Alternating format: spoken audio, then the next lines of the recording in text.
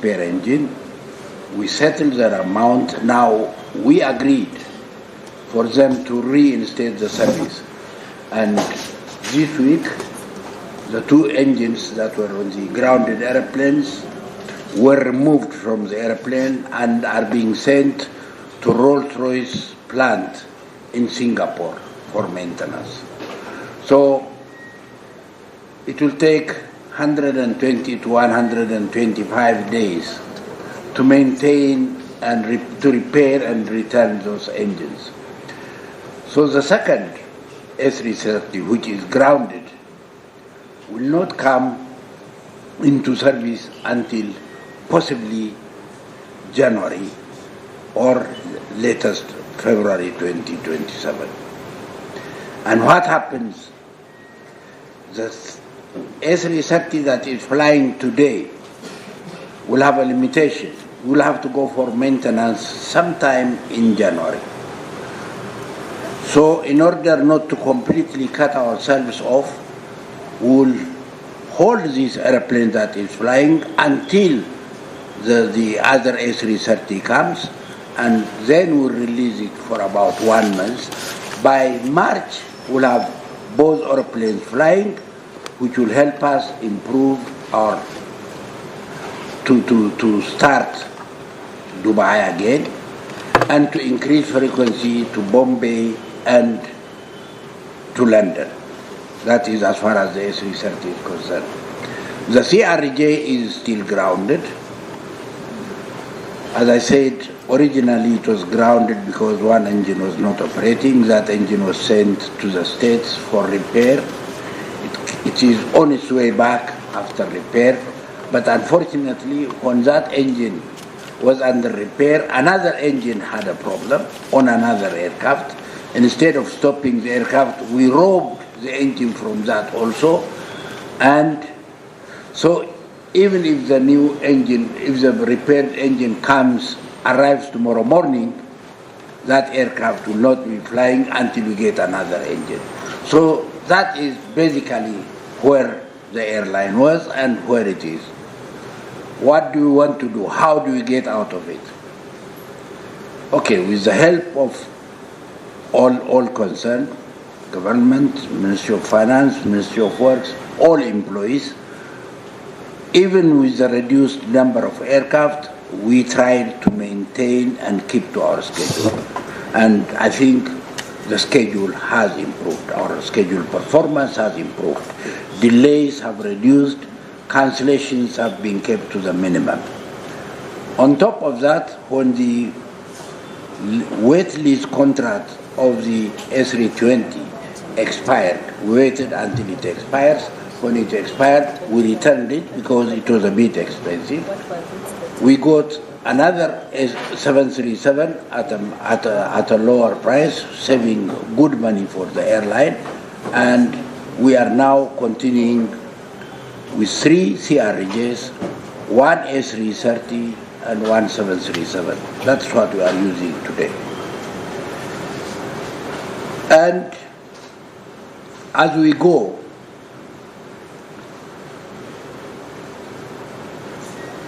when the A330 returns, and hopefully by then the situation with Ebola, because of Ebola, we have already suspended Kinshasa. We don't operate to Kinshasa now. When that restriction is lifted, we want to go back to Kinshasa.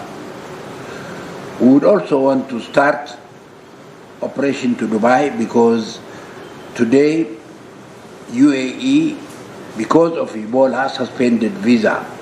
And if anybody who has come to Uganda or passed through Uganda cannot go to UAE, there is no point for us to operate to Dubai. But when this is lifted, we'll go back to Dubai. That is where we are. And in the meantime,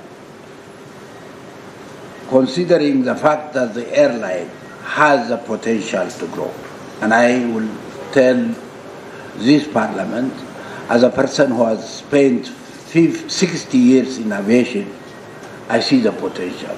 the potential of this country is big as an aviation operator. So, after discussing it with the government, we managed to order 4737 MAX and 4787-9. These airplanes, we ordered it from Boeing. The fact that we ordered it today does not mean we'll get it in 6 months or 1 year or so. The 737s will start coming in 2032. This is advance you need to order airplane. In 2032. All the 4 airplanes will be delivered in 2032. And the 787s, we ordered 4 of them, and all of them will be delivered in 2033. So these are airplanes that will come at that time. But we need to prepare the market for that today. So what do we do to fill the gap after the A330 is made to fly? And once the engines are installed and it comes back to operate in Uganda Airlines system, for 3 years we are good to go. So it will help us deepen the London routes, deepen the Bombay routes, deepen.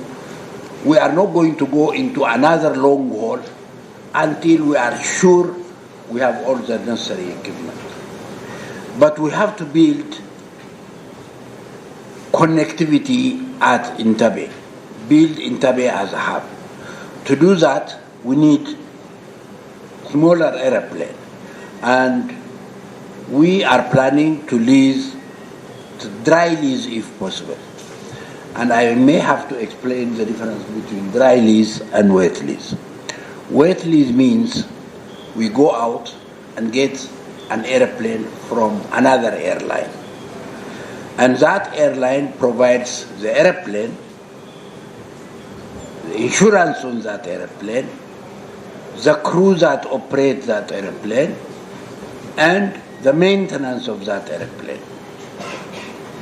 All we do is we put the passengers in, we put the fuel that is required, we operate the flight. This is it is an expensive thing because you hire almost everything. In a dry lease it is different. You only lease the airplane from them, you supply your own crew, you buy your own insurance, you do your own maintenance, or you get somebody else to do the maintenance for you if you are not ready. It is a cheaper option. Today we have a 737 on a wet lease. We would want to shift that to a dry lease by November when this one expires. But there are challenges. One, that it has to be type certified by Uganda Civil Aviation before we can go for a dry lease. And Uganda Civil Aviation has to be prepared to do an oversight over that type of airplane. So training of Uganda Civil Aviation inspectors will have to take place before we get an airplane. Training of our own people will also have to take place. So by November, we are hoping it will be done. By the way, as a part of the purchase agreement with Boeing, they will train both the Uganda airline team and Uganda Civil Aviation team. And they will do the liaising for the certification. It has already started. Hopefully it will be ready by November. If it is not ready by November, we'll be forced to continue with a wait list for another 3-4 months until this is ready. But in order to build network connectivity through Entebbe and build Entebbe into hub, we have to operate to more African countries, collect traffic for the long haul. That is why we'll be starting Rwanda operation in November, Accra operation on 27th of October, so that we build the network. You know, when you operate short haul, the cost is not that much. Long haul is very expensive. To operate 1 hour on a wide body is something like $18,000, $19,000, $20,000. Whereas the short haul, probably you cover it with $2,000, $3,000. So your short haul will have to be good before you think of a long haul. And your short haul will have to fit into that. So we have improved schedule connectivity even with what we have today. For example, today we had something like 80 passengers coming from Harare and Lusaka. Out of those, 4 of them were going to Bombay. Connectivity through Entebbe has to improve. We did the same thing from Nigeria. We did the same thing from South Africa. We are building the traffic that will go through Entebbe without entering Entebbe, so that we get the volume that is required. So with that, I think we will build a better future for the airline. Unless you have other questions, I think I will have to pose it at this. Thank you for that update, which we found instrumental for us before we engage you on the Auditor General's finding. Before I open up here for analyzing concern, maybe let me capture you well. Number one, you mentioned that you were recruited by government to help stabilize the airline, among others, then also facilitate and support in finding a CEO for the airline. We want to appreciate the nature of your employment with Uganda Airline Company. What is now the nature of your deployment? Is it permanent and pensionable, a contract? And could we access such proof as a committee? You know, this is accountability committee. And how we transact here, we transact on proof.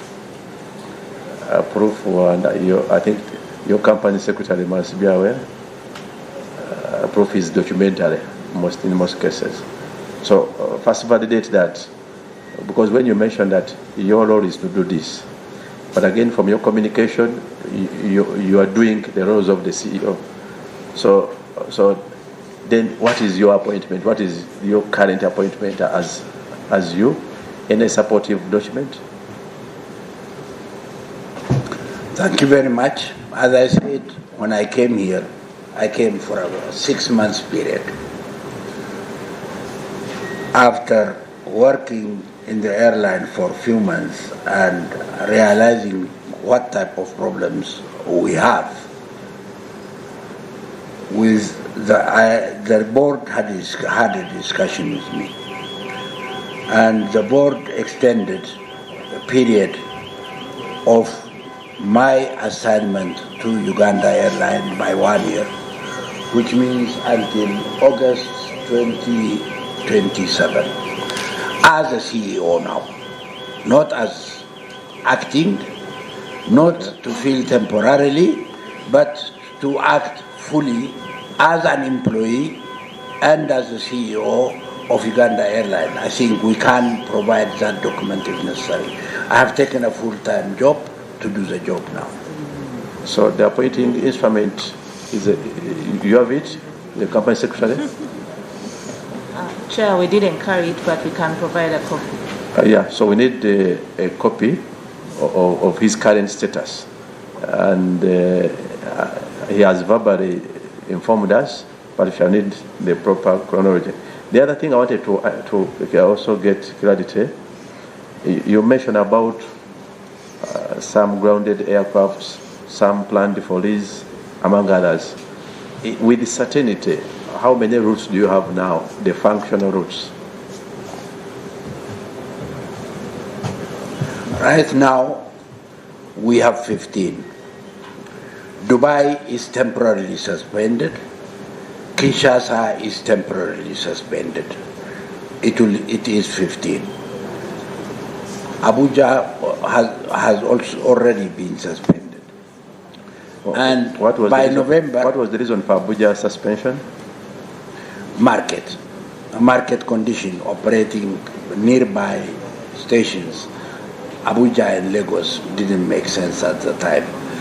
But with the start of Kigali and Accra would return to 17, Kinshasa would bring us back to 18, and Dubai will take us to 19. And I think by early next year we'll have more African destinations added. So could you give us, what are these 18? Apart from the suspended ones, what are the others? The others are Nairobi, Mombasa, Dar es Salaam, Kilimanjaro, Zanzibar, Harare, Lusaka, Johannesburg, Lagos, Mogadishu, Joburg, these are the others, and Bujumbura. Okay. And Juba. And you said for the new aircrafts you have ordered, you said delivery is 2032 and one 2036. That's 7 to 8 years. Yes. 2033. That's how many years? 7 to 8 years. 6 years and 7 years. 6 years. The 737s, 6 years, and the 787, 7 years. Then you mentioned about a training that also require training for Civil Aviation Authority. Have you formally liaised with the Civil Aviation Authority? Yes. And what is the position? They will be happy to take it. They'll be happy to take it. It is normal. It is an aviation. They are a regulatory. They cannot regulate what they don't know.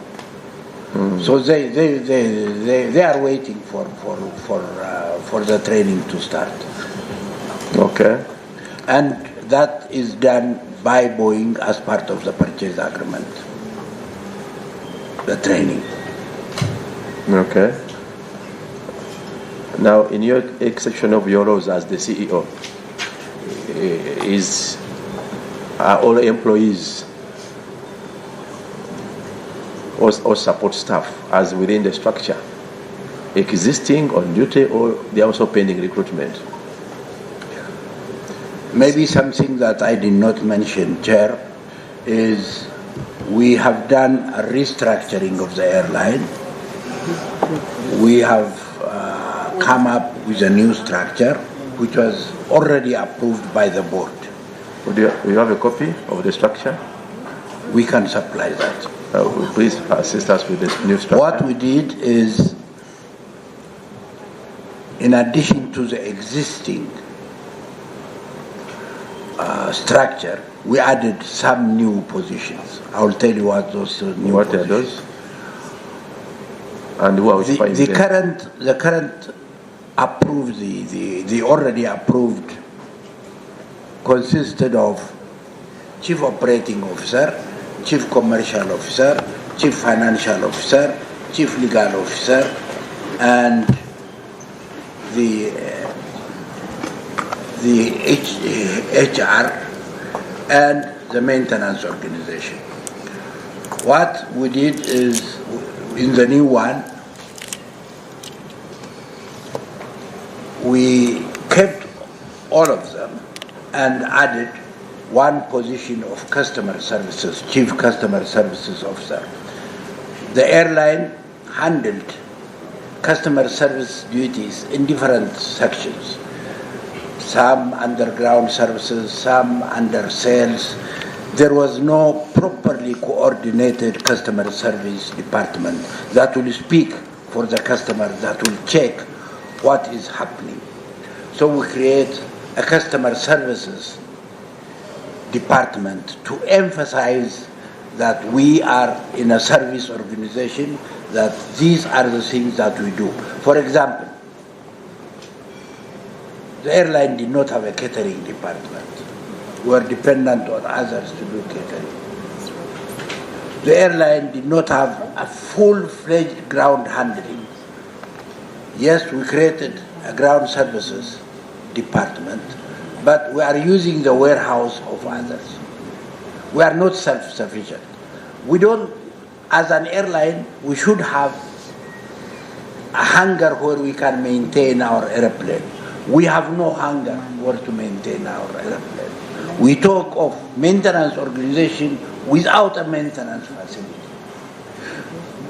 We are building all this, and that required a change in the way we work.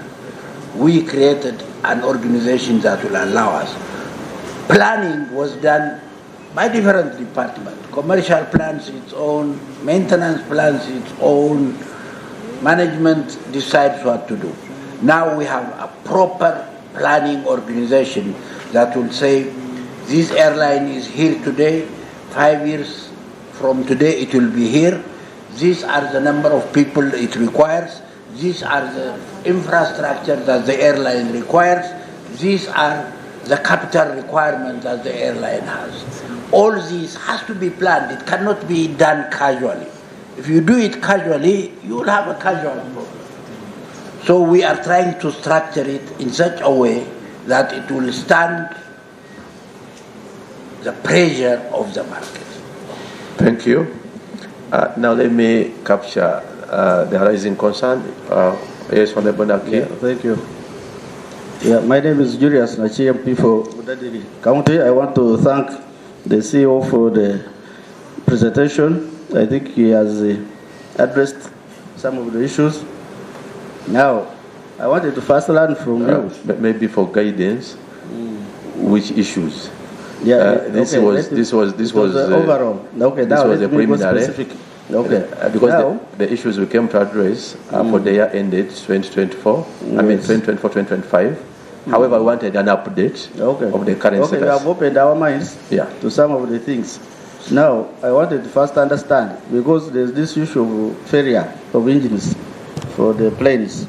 In your opinion, do you think this failure was due to normal wear and tear of the planes, or it was because there was failure in due diligence at acquisition of the planes, that you actually acquired maybe old planes which were not supposed to be in air, but maybe there was a failure in the procurement processes that led us to acquire this type of things.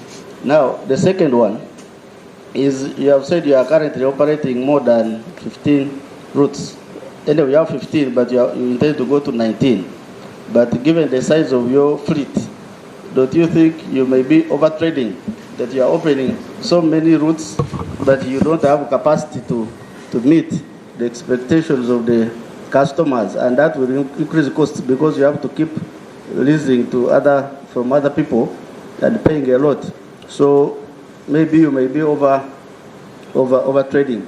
Then you have talked of these new planes that you intend to acquire, and they will be coming in 2032, 2033. Now, that means you need what we call patient capital which can be patient and wait for that time. I wanted to understand the financing for these planes. Are they financed by the equity which is not yet allocated for government, or you have another financing arrangement for these planes? Thank you. Those are enough for now. You just record these concerns or questions. You will answer them at once, or you will choose who to answer. Meantime, the other table behind, you are all invited to raise it. The other table near the cameraman. Yes, Yes, Honorable Kawaria. Let's move like that. Thank you, Chair.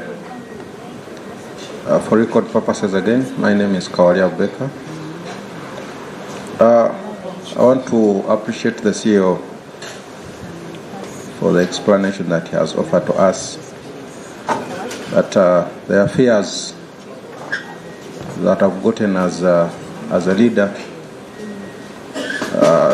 I remember when we had an on-site inspection at the civil aviation, we are assured on the new fleet that we're expecting for the new airplanes which are being purchased.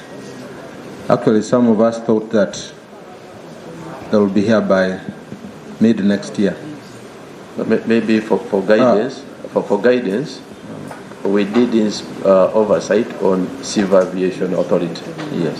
I don't recollect a discussion on planes and aircrafts.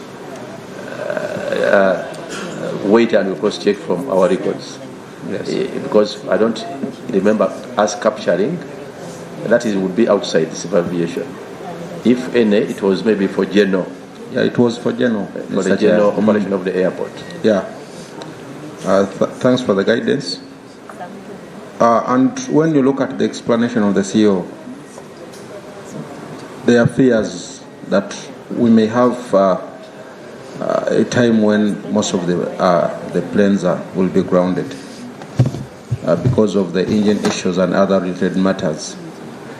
Which assurance are you giving to us that since you're expecting a new fleet in 2032 and 2033, that we may not have a collapse of the institution as we are speaking? Thank you. Secondly, Mr. Chair, my concern is on the termination of the contract by Rolls-Royce. I would like to understand whether this did not attract some losses to the institution, because in normal circumstances, when the company terminates a contract and you fight to resettle, there are always penalties that are put to the institution. May we get to know whether this did not attract the losses to the company as Uganda Airlines? Yeah, maybe those coming in, just be precise with your question. Let's try to move fast. Yes, Honorable. Thank you, Chair. To the new CEO, how far is the evaluation exercise for the items meant for disposal? Is it still underway or you have disposed of some? Then two, in relation to the manager who collected cash and didn't bank, I understand there is a case. At what level is the case? Was the manager just dismissed or was imprisoned? How far is the process of refunding? Thank you, Chairman. Maybe as we receive it, for you record, but I already went through an overview of the observation by Auditor General. Now, some questions touching substantial aspects of the audit report, you'll defer them as we consider those items. You'll answer these which arise out of the communication from the CEO, and those which touches substantive issues, we shall proceed and handle them within the substantive issues. For example, the issue of cash, we didn't require him to speak about it. We just observed it. But it has to be responded to as we proceed with the findings of the Auditor General. But they can record and sieve out what falls within the communication and then clarify. Then those which touches the substantial matters, we shall proceed thereafter and handle them. Yes, Honorable Nangoli. Thank you so much, Mr. Chairman, for the opportunity. Mr. Chairman, in addition to my colleagues, I thank the current CEO for that elaborate submission. But my advice to the CEO and the senior management, don't be excited and go overboard, because apparently you're operating at a crisis. But now if you say, you have told us clearly that you expect new aircraft in about 8 years to come, or 7. And if you want to operate in all these routes and yet you have a crisis, most of the aircrafts are grounded, as you have stated already, it will be, I think along the way, there will be a disappointment again to the customers, because you are relying on third parties of which you can't guarantee that you will perfect 100% to serve them. So to me, my humble request is that you would work within, while knowing that in 8 years' time, that's when you will leave. Because apparently you are not even at break even. There are a lot of issues that you have got on table. And then too, Mr. Chairman, the current CEO has put it very clear that 2024, 2025, he was not there, and it's very true. I would request that we put the questions before since the former accounting officer is here, who happens to be a very good friend of mine. we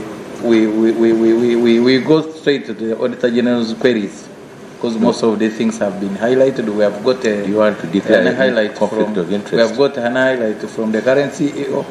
For him, he's doing his part as a new CEO, given the fact that tonight he has got. Thank you so much, Mr. Chairman. Maybe to guide, as far as we are concerned, we are proceeding with the CEO, who is the accounting officer. Now, any arising issue that is not ably supported or clarified, that we shall accordingly and by extension require the assistance of the former accounting officer to offer the relevant clarity. That would be, yeah. So I wanted to put that to rest. But the other part where you quoted that she's your friend, I want to consider it a slip of the tongue, and accordingly expand it. We are not here to welcome friends. Expand that particular part. Also obliged, Mr. Chairman. Yeah, but good enough. You did not indicate the nature of friendship, so we shall presume it is. You were happy. Maybe one time you boarded the airplane, the aeroplane, and you said the operators are now friends. Yes, Honorable, the one who followed. Yes, thank you so much for giving me the opportunity, and I thank the CEO for the work which we know that we are now on the right track.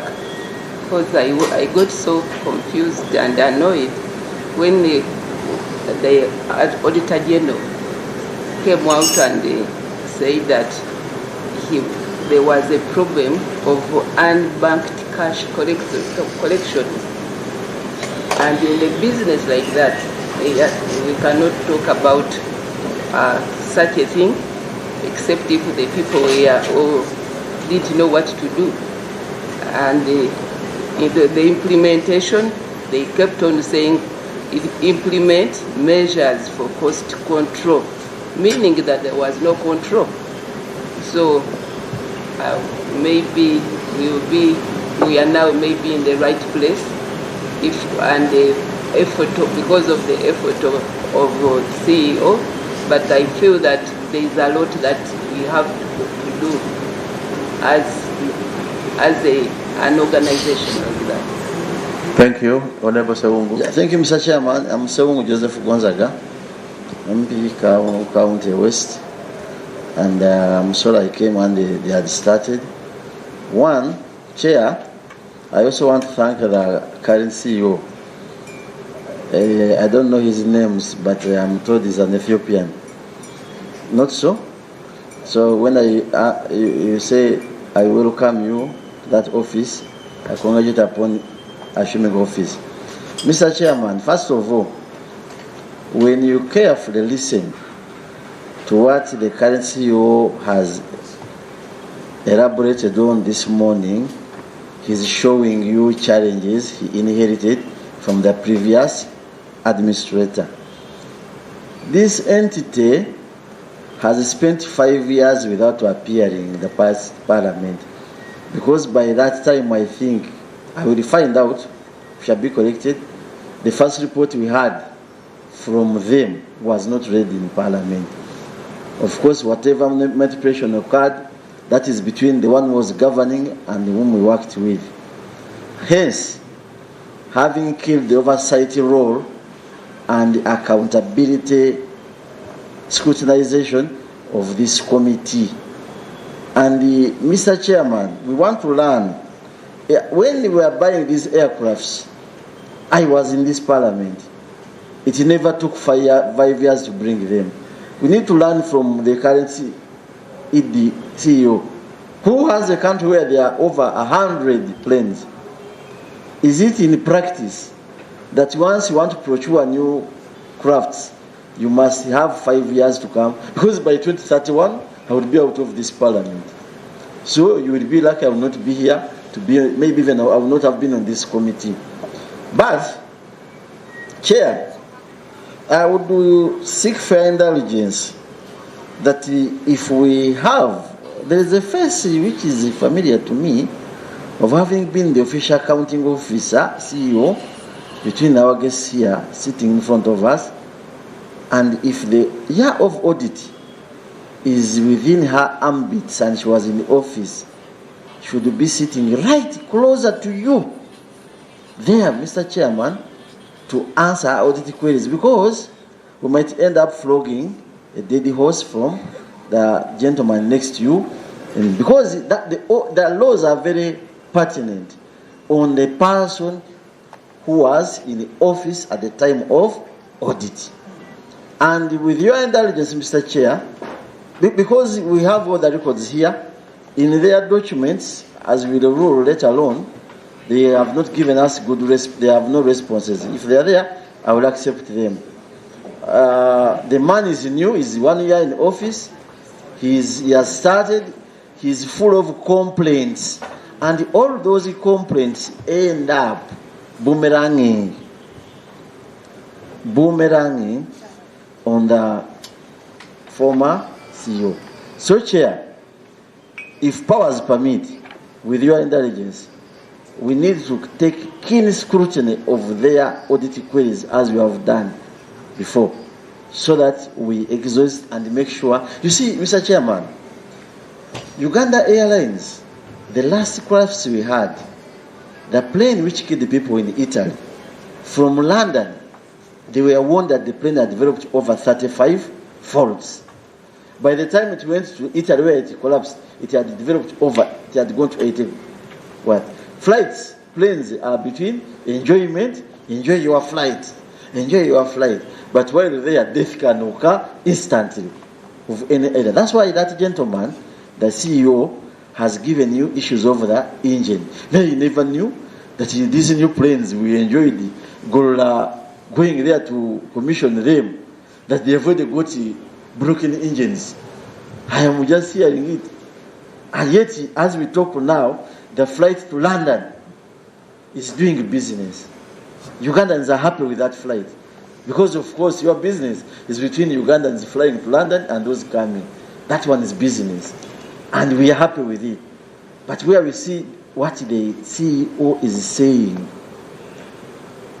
you have some challenges. Thank you. Chair, I thank you. Thank you. Maybe to guide you quickly on the seating arrangement, all the witnesses are closer to the chair, including the former accounting officer, and as are the previously guided, the rules require that the accounting officer is the head of team and is directly responsible. However, the constitution and the rules permit that by extension, any area that has been covered by the audit year that require additional and substantive clarity, not within the knowledge of the accounting officer, we shall also require the former accounting officer to respond to such. And for proper proceedings, we would have proceeded with the airline team earlier or first before we invite the former accounting officer, but we found it prudent that we invite them at once so that we go through these reports at once in their presence. I had communicated that earlier, but I wanted to re-echo. So she's around, Chair? So she's around. Yeah, so the face you saw from the introduction, it is actually Ms. Bamuturachi. the former accounting officer. Same for the other observations you made about the reporting, where we capture your observation, we shall make a finding. It's not yet a position of the committee as to who was involved where in terms of previous reports. We can only interrogate and make a finding. Chair, Yeah. my conclusion was on Mr. CEO. Yes. We have a lot of information also about you. The allegation around you, which you have to confirm and deny before the chair, that you're also very rare in the office. You are on and off. So we are not talking about your praises only here. We also look at your weaknesses. If it is true, say. Anyway, if it's not true, deny. That one you are going to answer because you confirmed to us that you are the CEO, you are in the office, and your contract has even been validated for another 1 year. Now, if you are not in office, you refund the money after the audit year. But for now, we can capture information. But we believe the every year is audited as well. Let me first conclude with. Thank you, Honorable Chair and colleagues. Robert Sectorico is my name. I represent Bamunanika County, Luero District, and a member of this committee. My issues, one, I've had Mr. CEO illustrating to us that you are opening up as many routes as possible. That is connectivity. But to your capacity, you don't have means to serve your clients. Now that has resulted into flight delays and disappointments to your clients where in some areas. Now, what is your plan over that when you are trying to open up routes without a feasibility study? I think that one will create more loss to the country because you just want to make news that you are opening up routes and yet you don't have plans to serve the purpose. Two, you've talked also about the buying of new planes and what. So we have a history, some of us were in school or high school and where. This time around we don't want to be part of the investigating team that you have old-fashioned planes and what, yet you have time to know. This time around, Mr. C, you want to know, where are you going to buy those planes? At what cost? Under which umbrella? Because at the end we get up to go to post-mortem instead of trying with the treatment. Now I want to be sure this time around in your control over that. And now they are talking about recruitment. You said recruitment is still at stay. But I have information on my desk that you are other people coming in and you're recruiting them and on senior positions. I have two names with who are senior legal officers. Which procedures have you used to promote and recruit those people? Have their names. If allowed the chair, I can read them. I name them. Maybe Honorable, you also avail us.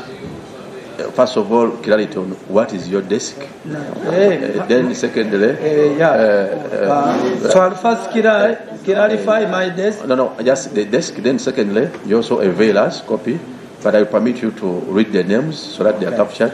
So, Chair, as you process, my desk is the jurisdiction as a member of Parliament who is a national leader. That is my desk. I'm entitled to member of Parliament from every jurisdiction. Wherever. Okay, read the names now. So names, I have one called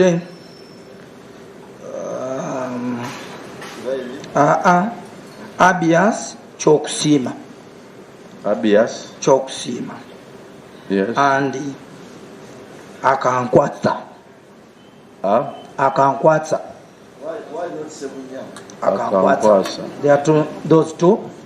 So I will see how to forward information also for that matter of emphasis. They are being promoted and they are giving us information that the recruitment is at stake. Chair, we have also a concern about the lease of the planes.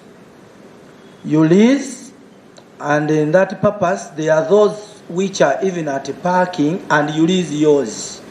We want to know, are you in charge of those planes as Uganda Airlines, or you're not in charge? Because even last time when we were there, as we were sharing, they told us there is one which is away, was interchanged, and the one we park, it is parked there. Is it have mechanical problem? You lease, but without a clear information. So we want also to emphasize on that lease. How is it operate? How do we benefit? How do we make losses so that to avoid future challenges? The last one, Chair, I think shall be highlighted on that more, is about the fuel. So, Mr. CEO, it is indicated here that fuel you own monopoly. There is a company there, Vivo, where you are entitled to buy fuel as a must, and the mode of payment you use is cash. I don't know how we do it. We want to know. Even a mere person can have a card, can have an arrangement, but as a plane to pay cash, we want to know more about that as we move. Chair, we shall be coming in more because airline is part of our life and matter of emphasis, even if we spend the whole day here. Thank you. Lastly, Martin, for now. Thank you, Chair. My name is Martin Uzai, MP Uzaya, and a member of the committee.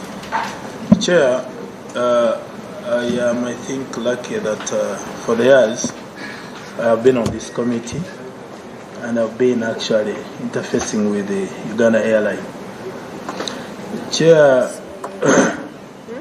in the previous meetings with the Uganda Airlines, of course, one, the losses were high, and it is still the problem even up to today.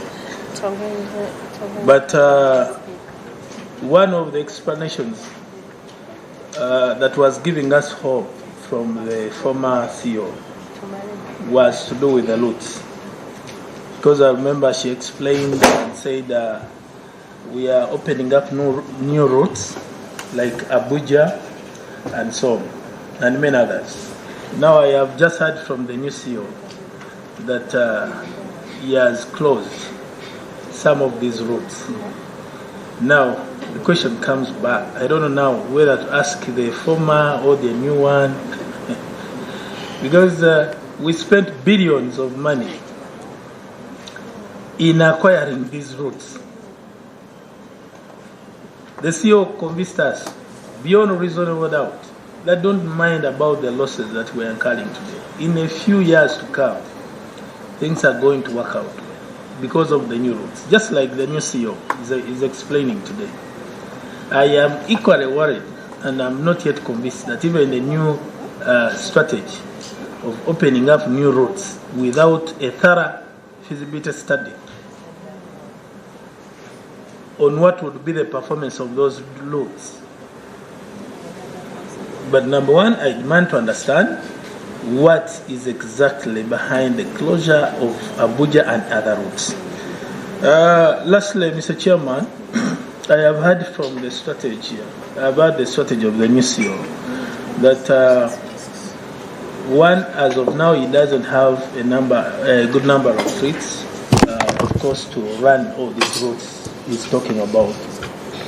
And in the strategy is to do a lease.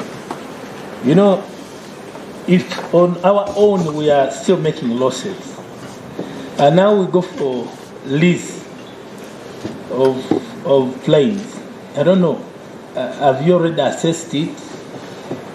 Do we have something to look at as a committee so that we are also we get convinced that when you hire or lease of, you get a lease of these planes, you'll be able to break even in business, or it's just like the rhetoric we've been receiving from the former CEO, that we go for this, and as a country, of course, we are trapped.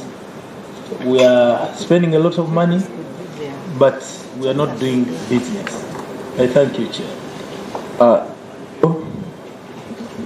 Now, there are several questions that have come through. I want to guide that for questions which are touching the substance of the audit report, we are going to quickly go to it and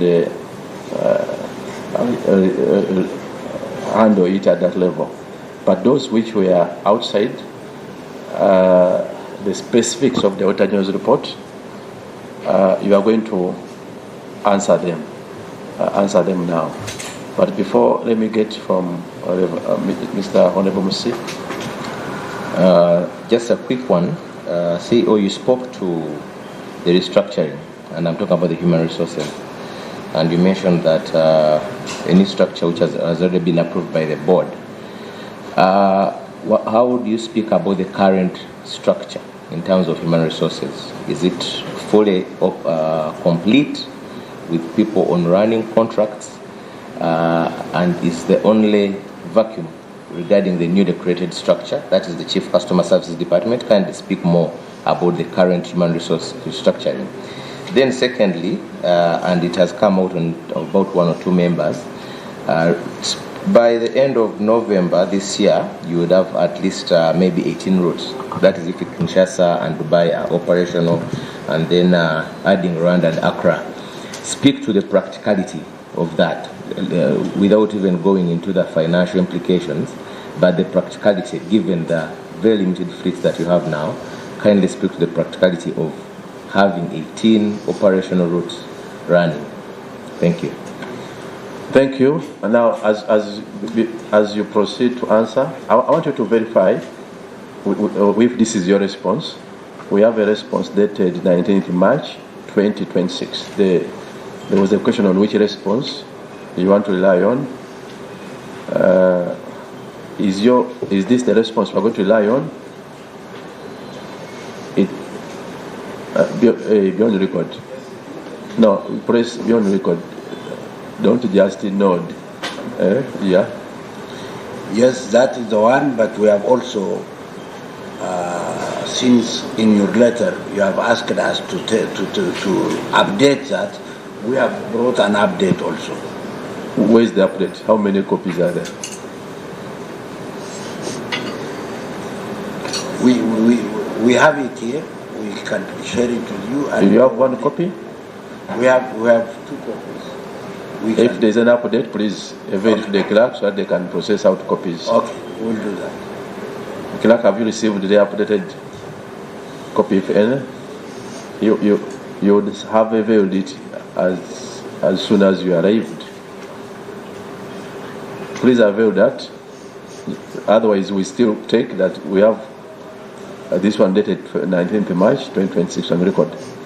Number 2, there were some specific questions, some to you. Of course, there's an allegation that you are not in office. And yet, when you introduced yourself, you said you had 6 months, now you have even been formalized to a full year and counting. Now, just clear that, substantiate for us whether you report to your workstation or not.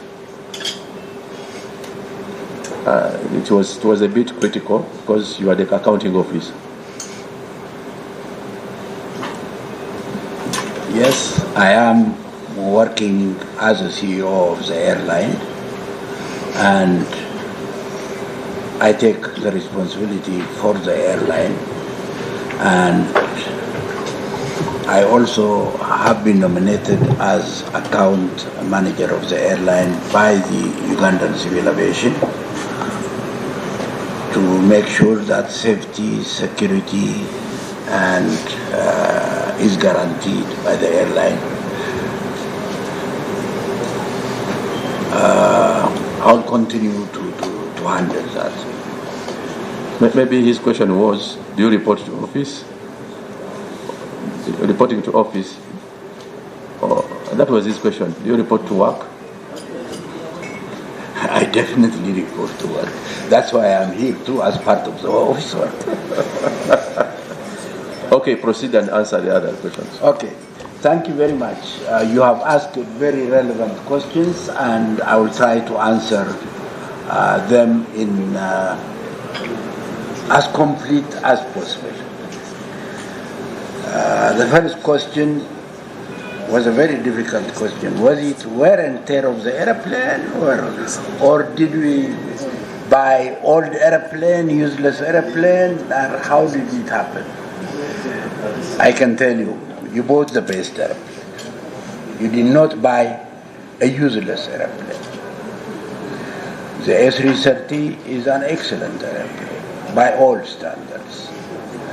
The CRJs are very good airplanes. It is not that you bought something useless. You bought something good. So I think you should not assume that the buying was the one that is a problem. Is it a natural wear and tear? Yes and no. Yes, because unlike cars, airplanes work in a different way. Parts that are installed in an aircraft some of them are limited by time.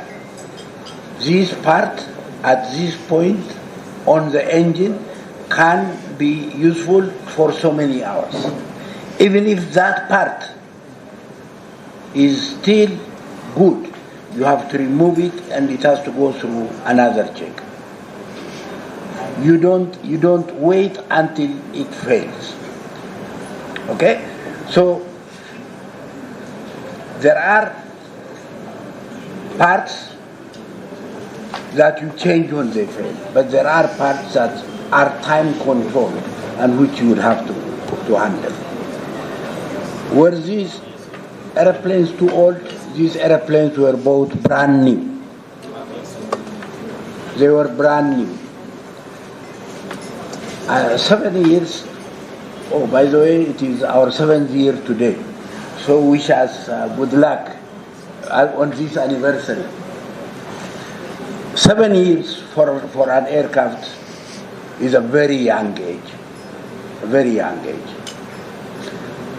Both for the CRJ and for the A330. This is a very young age. The problem is,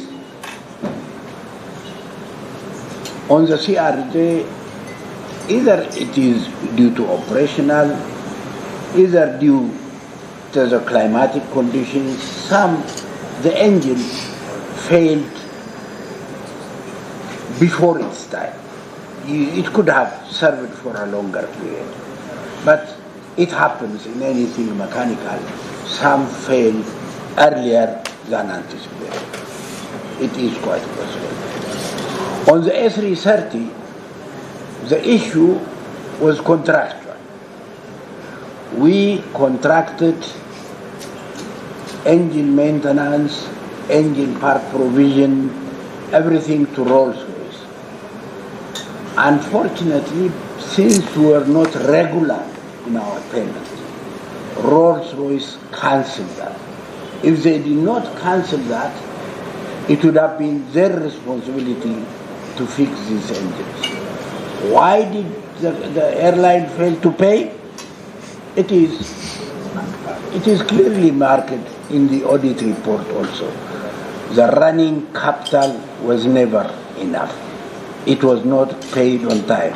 So what the finance did was, they have $100 and they have a date of $150. They pay some, they don't pay some. It so happened some of the contractual obligation of Rolls-Royce was not paid according to the agreement. Therefore, Rolls-Royce decided not to provide part and service to the airline. So it is not that the airplane was bad, it's not that the engine was bad, it is the contractual obligations that we did not fulfill which caused us a problem. Beyond this, there is something that I will touch.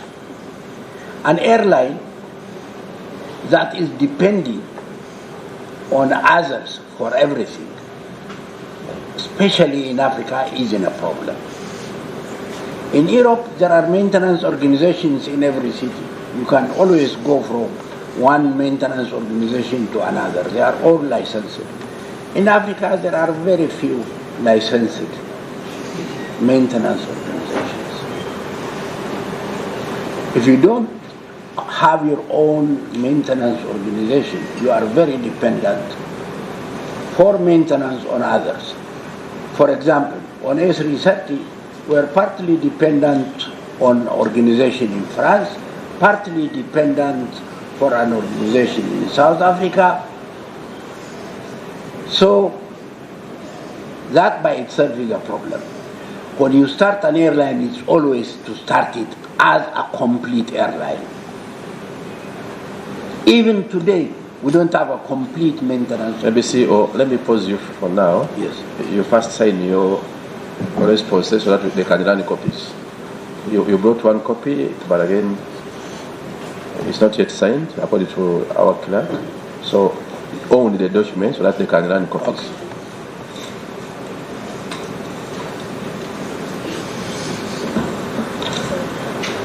Okay. He has submitted an additional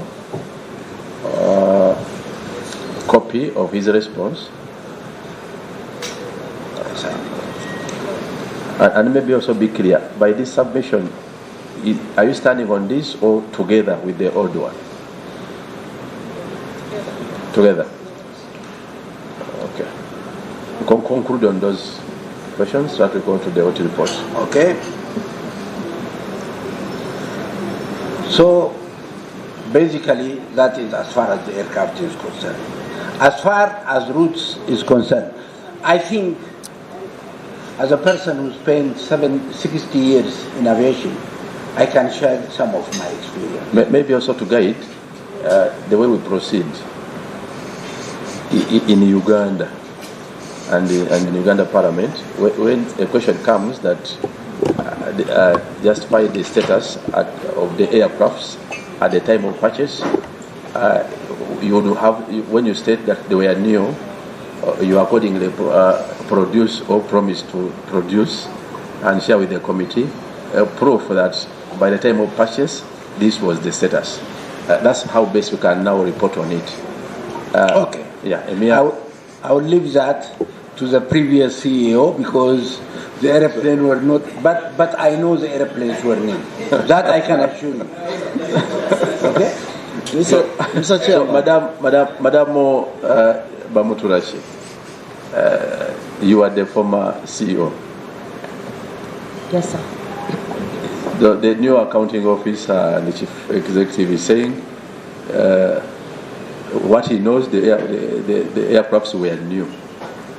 When I've subjected him to documentary proof, he has selected to refer to you. Are you please assist us to appreciate that the condition at which these aircrafts were at the time of purchase? I agree with what he's said, but I also inherited them. I wasn't the CEO that purchased them, but they were new indeed. And that question has come up numerous times from this committee. Now, who was the CEO by then? I think it was Ephraim Bagenda. No, it was a committee, a task force. It was a task force? Yes. Well, okay.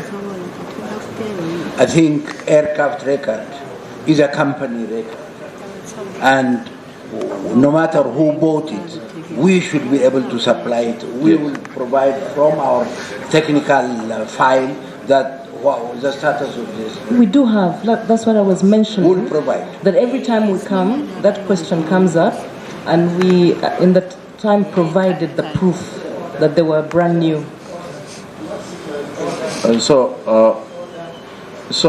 let her conclude her submission. Yes, sir. Allow her to conclude, honorable colleagues. We are going to receive it. First conclude. Pronounce yourself. Because you were also referring to the purchasing team. The aircraft were new, brand new. According to what? According to the documentation that I have seen and we presented to the previous committees. What was that documentation? It was the aircraft purchase documents, the agreements. It's a whole box of information. Like he says, they'll be able to dig it up and provide it. So CEO, are you going to avail the committee with that proof? Definitely. I will give you up to when? Peter, can you provide it by next week, Monday? No. Yes, I will provide by next week, Monday. Yes, you want some clarification? Mr. Chairman, I want to see clarification from the two CEOs before us. No, you see, there is one CEO. They will see you under former. I think there, Mr. Chair, thank you for guidance. You see, when Amin was buying or starting Uganda Airlines, there was no parliament in Uganda. But in his wisdom, he put a legislation governing Uganda Airlines Act. And if you go on your phone right now, it is there. Can we learn from you? Do we have any legislation governing Uganda Airlines similar to what Amin had before he put them in place? Can I just say yes or no, then I will say something to the chair. No, you conclude as she composes herself. No, you see the other lady has said no by nodding, but I am asking the CEO through Mr. Chair. Just seek clarification, then I will seek for your guidance. Repeat your clarification. I am asking, starting Uganda Airlines, he first put a legislation in place, though there was no parliament. But there is an act, and if you Google now on your phone, it is there. The question I'm asking, whether this Uganda Airlines has any legislation governing it as an act. Do we have it in place? And this lady in the beautiful gold said... Okay, but let me capture also historical one. Sure, if they could answer that is a short question. I will still allow you to ask another one. Because... Honorable Secretarial. Honorable Chair, I think now we have started on the issue. Which one? If someone starts pointing at each other, this one, then in our observation we shall get to Nanda says. My concern is there was a submission from the former CEO stating that have been submitting those documents to the committee, this committee. So which committee exactly? Because there is a committee of the 11th Parliament and the committee of 12th Parliament. So you wish that you've been appearing 12th Parliament constantly now.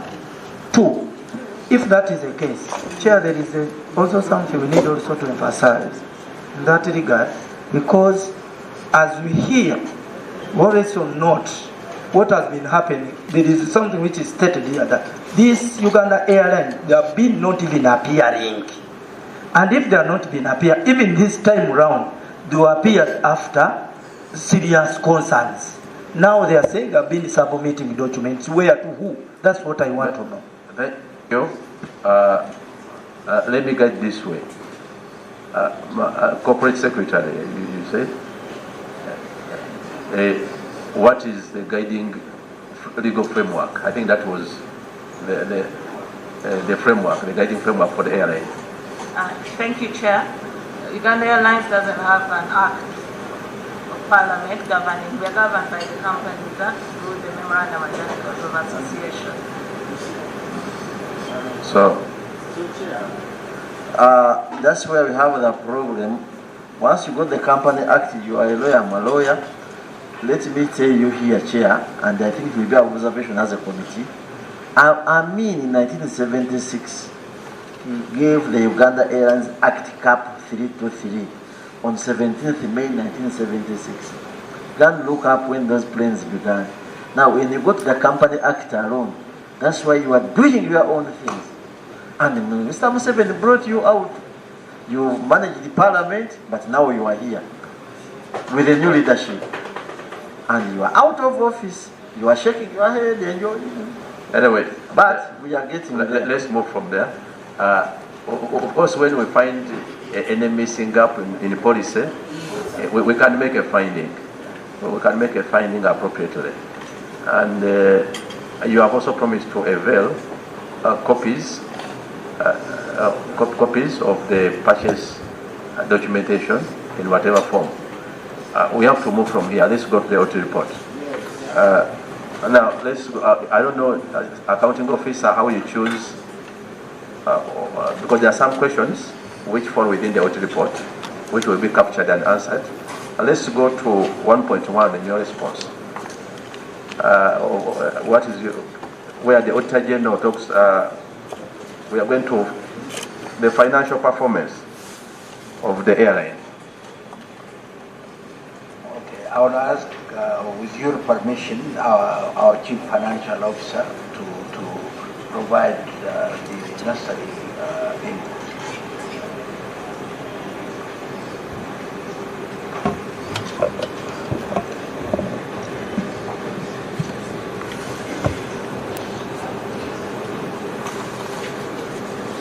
Thank you, Chair and honorable members. The first question was in regard to the losses that the airline has been that incurred in the last financial year and the concerns raised by the auditor. I think we'll put the loss in context in terms of what led to the loss, in terms of the journey for the airline. I think I'll refer to what the CEO has mentioned, that the airline is in its 7th year. At the time the airline was reopened, it was immediately impacted by COVID for 2 years. So since then it's been in a period of recovery. So during that period, the airline has been opening quite a number of routes.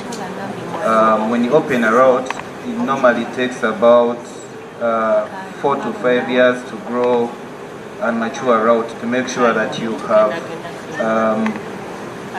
exploited the market and you can generate sustainable revenue profitably on the route. That's one of the points I want to mention. The second thing is that the airline has narrow revenue streams. We've been reliant majorly on passenger and cargo.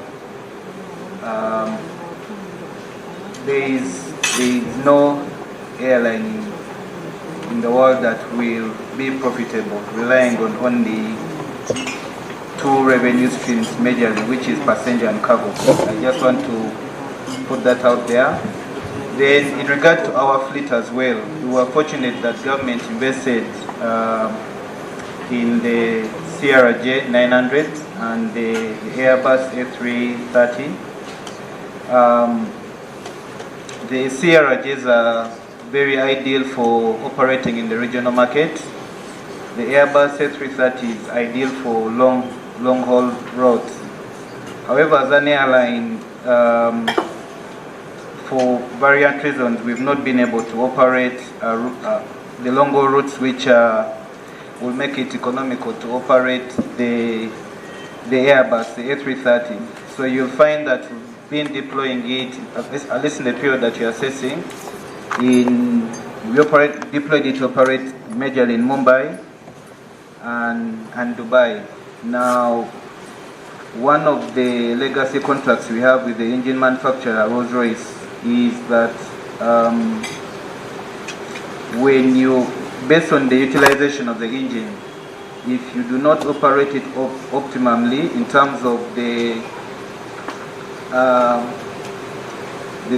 length of the route that you're supposed to operate and the flight cycle, then you'll actually be penalized for underutilization of the engine. So you'll find that much as you open the route, we're operating Dubai, Mumbai for the Airbus in the period that is under audit. We're also incurring punitive charges on the engine because those routes were not optimum for the Airbus. It's only in the last financial year that we managed to open London, which is the first optimal route for the airline to operate. So the other reason as to why for the period under assessment we incurred losses was that there were planned route launches that we were supposed to undertake. We were supposed to open Cape Town, Accra, Jeddah, Asmara. For a number of reasons we were not able to open those routes. The reason behind the route opening is that you find the cost base for an airline is usually fixed or static, and when you open, the drive behind opening the routes is that you tend to optimize on the cost or enjoy economies of scale. So our postponement of those route launches meant that we were not able to achieve certain revenue targets that were supposed to achieve, and as a result, that majorly contributed to the loss for the period. Chair will probably stop at that in terms of the explaining the loss for the period, and unless the former accounting officer would like has something to add. Thank you. Maybe the same assessment of financial performance indicates an increase in debt. The debt ratio from 20.86 to 29.92%. And two, the Auditor General also observes that the assets of Uganda Airlines deteriorated. This also speaks to performance. What occasioned this and what has been done to rectify? Address your mind on that as well. Okay. Thank you, Chair. So, in regard to the debt, Chair, over the past 3 years, the airline has been operating in a difficult space where the revenues that were generated internally, which are also supplemented by contributions from government, could not sustain the running of the operation. So, over the past 3 years, the airline accumulated debts of amounting to about $78 million, which was about 282 billion. That debt accumulated because there were contracts that had very stringent terms, and the fact that we were operating in a space where we were not generating enough internal revenue, internally generated funds, and collecting enough cash, we could not meet our financial obligations as they fall due. So, Chair, you'll find that over the past 3 years, the debt has been growing averagely about 60% year on year. It's been a difficult space for the airline. The main reason was that the revenues were generating internally, and the subsequent cash that we'll be collecting would not sustainably feed into paying off the debt. So the growth in our debt obligations was outstripping our cash inflows. So, Chair, that's the main reason as to why the debt has been growing. What we've done was that for the period under audit, we were, much as we came late to the party, we were able to convince Office of the Auditor General that we have areas that have to be taken care of, and we were able to submit those areas for verification. A portion of those areas amounting to about 183 billion were validated and have been approved for consideration as funding by government. The funding has come through in the most recently concluded financial year for a portion of it, about 41 billion. The rest, we are hoping that it will be made in the current financial year. So, Chair, the main reason for the accumulation of the debt was simply the fact that our cash inflows could not match the rate of growth in our obligations, majorly to do with contractual commitments which are very static and stringent, but also we incur penalties on some of them when we delay to pay, and later on in the report you'll see that one of those was the penalties we're incurring on the fuel contract, which is to the effect of 8% per month. Now, a lot of us are new to the airline. Those are the terms, contractual terms that we inherited, but 8% per month as a penalty is very punitive to the airline. So the other is there any way out of that punitive All right. So what we've done is, thank you, Chair. What we've done is that we have since moved out of that contractual relationship with that particular fuel supplier. Which supplier is that? That supplier was MixJet. MixJet. MixJet. Yeah. Yes. They are registered in Dubai.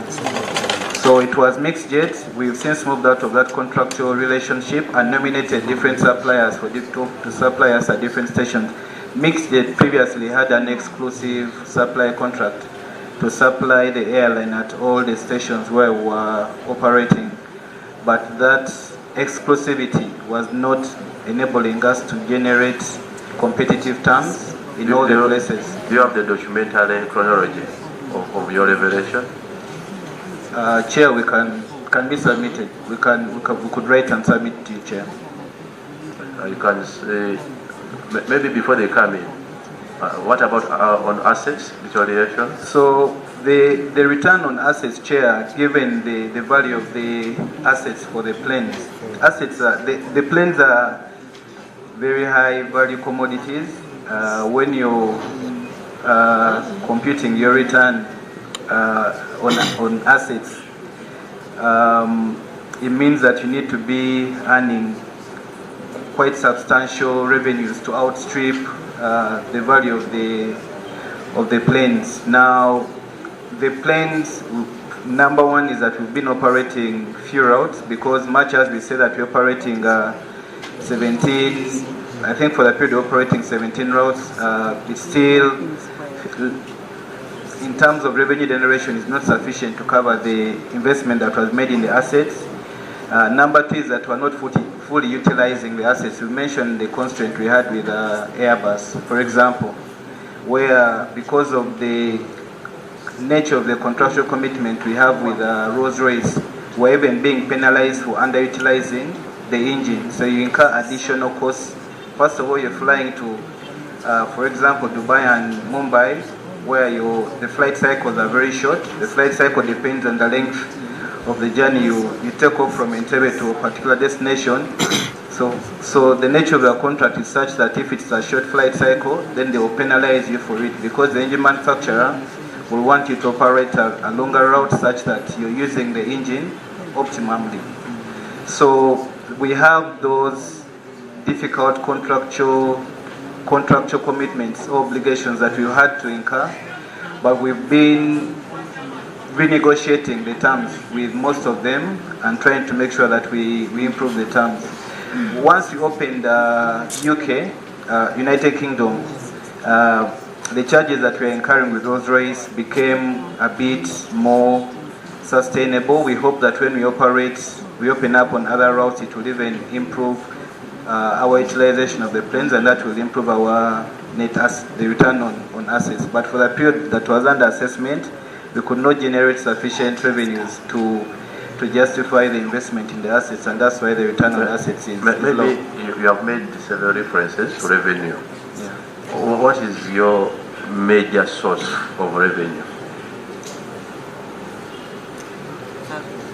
Thank you, Chair. I think about 87% is passenger. And 87% is passenger, and about 11% is cargo, and then we have other revenue sources where you charge some auxiliary revenues, charters, excess baggage, etc.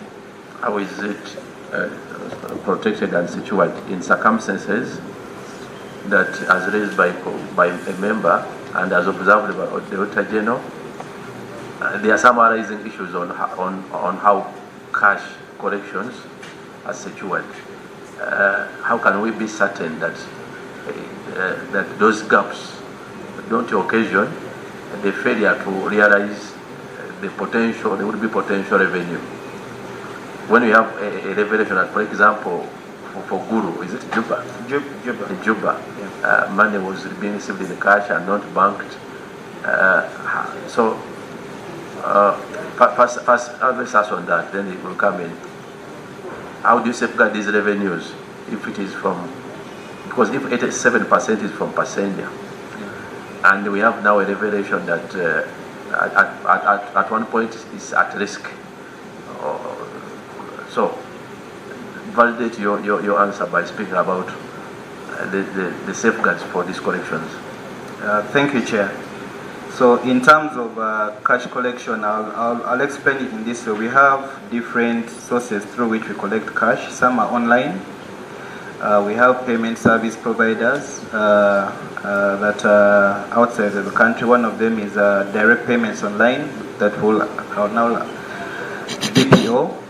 So we can collect money online, we can collect money through where you pay through Visa, we can collect in cash, where we have sometimes implants at different stations. Bank implants is where a bank extends your service, where they sort of give you one of their staff with a teller and a counter to collect money. There's mobile money, now there's mobile money platforms, and I think for Uganda's case, we also have a commercial office in Nakasero.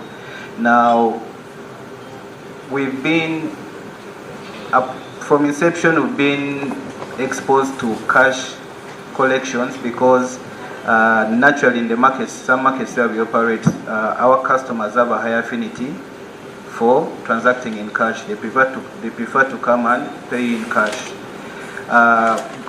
Over time, that has grown where as we've gone and operated in more international spaces,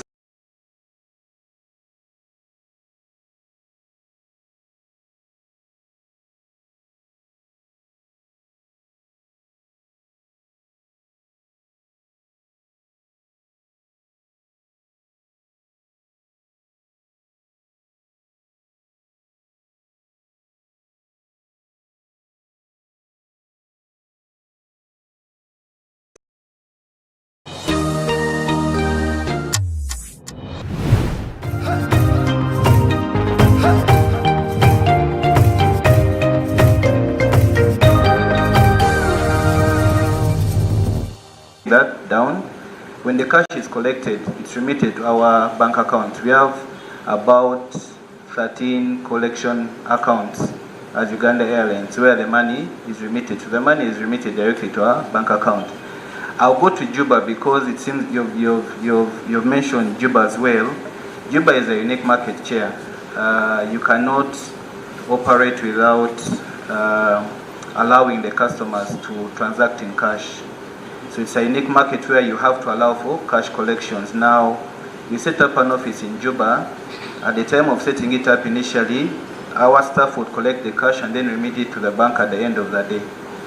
Of course, that exposed us to an inherent risk that when your staff collect cash, you have to rely on them to make the remittance to the bank at the end of the day. There are normally some lags in those remittances, and those lags imply that some money may not be remitted timely at the day. For example, if the banks close at 3, they'll probably collect some at maybe 2:45, and the time it takes them to remit the money may not be sufficient, so they have to remit it the next day. So we had some exposure in Juba in terms of relying on cash collections and making remittances to the bank at the end of the day. What we've done since then is that we've now installed a banking plant through one of our bankers, EcoBank. The implant enables us to allow customers to make the collections directly to the bank, get a receipt from the bank, and as such, the bank then comes and so the risk now is transferred to the bank in terms of having custody of the cash.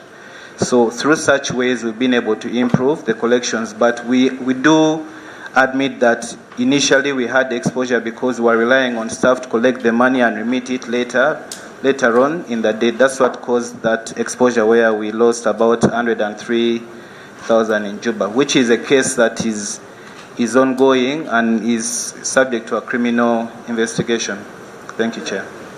Yes, Honorable Sawungu. Chair, you see, I want to thank Mr. I never got his name.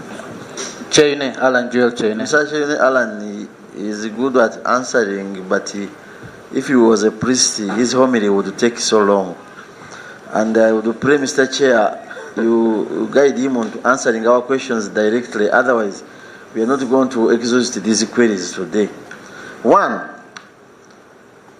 the issue of losses, and you are avoiding this very clearly on recurring losses. Recurring, that's what I want you to note. And the auditors are saying 230 billion, and one in financial year 2024-25. Then they come to 2023-24. You lost 231 billion, and still going on. One, Chair, when you look at the responses of Mr. Cheyune and their team on page 2, he was sort of trying to answer us at the bottom of his response, but he's good at explaining longer than the query. What you have to look at, there's an allegation, because you have stated, as the chair asked, your major source of income are passengers. But there's an allegation on Uganda Airlines, and it has been posted on social media. At the right time, we shall produce it to the chair and the committee, that you issue out tickets and they are duplicated. Someone is given a ticket to fly to London, but the same serial number is used by Cheyune Alan, is used by, I'm sorry, I'm giving examples, by Madame Bamuturachi, because we are the ones I know here, and the Sechitoleko. That one alone will create losses. Then, the route to UK, I am asking you kindly, the major source of income that will make that route survive is exportation of horticulture. That's the business. Other planes, Ethiopian Air and others, will take up your customers, but you must go to a better rate for Ugandans to continue putting cargo on your plane. I hear you call them pirates or what, because of me, I've never worked on a plane. I have only been coming to pick my relatives who have died when you bring them. So what could you do? But can you, this loss, it is incumbent on you to tell us whether it is true that you have been giving such tickets. Even the one of Juba you were saying, at managerial level, we know what is happening in Juba and we can accept. But once losses occur, there is corruption. Thank you. Yes, Honorable Secretary. Honorable Chair, because we are so pertinent on Uganda Airlines according to our readings we have.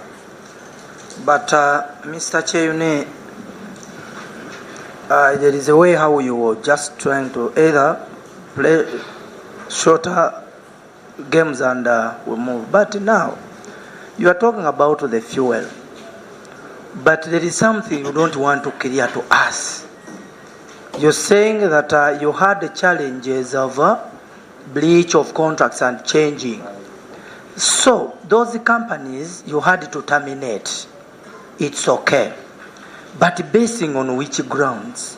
If it is alleged also, where you will prove to us either, who are the directors of Vivo? We told you were forced to terminate those contracts of fuel so that these people can benefit on a monopoly, and they force you to buy from them. So that the prices, they are determined and whatever, so you have an option. So clarify on that, sir. Thank you.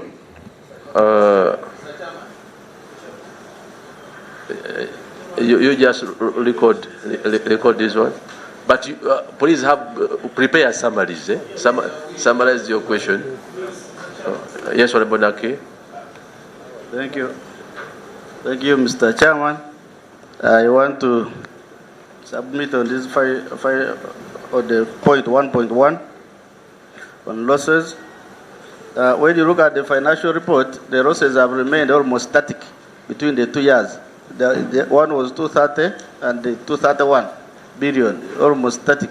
But the revenue has grown by 19.2%. Now, we would expect if the growth in the expenses was linear, that also the losses would reduce by at least maybe 15%, but they have remained the same. So what does that mean? It means you have expenses which are growing at a rate higher than the rate of growth of the revenue.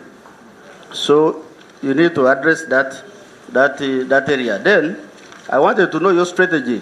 When you look at finance costs, you have 9.2 billion which came as a finance cost due to foreign exchange losses. What strategy do you have in addressing losses arising out of foreign exchange transactions? Because there is what we call forward contracting. You can do forward contracts and actually overcome losses associated with. So I want to know whether you appreciate such non-earning assets. The rate of return on assets is negative. What it means is, as Uganda, we are happy as a country that we own planes, but given the high value of these planes, they are not contributing to revenue growth. So that's why we have a negative return on assets. Now, for us as a country, we shall take pride that we have planes backed at Entebbe. But these planes are actually not contributing to growth of revenue. So, as CEO, you need to give us a strategy of how you are going to turn these white elephants, non-earning assets into earning assets. So we need a strategy on that. Thank you. You can stop there for now. Honorable Akim.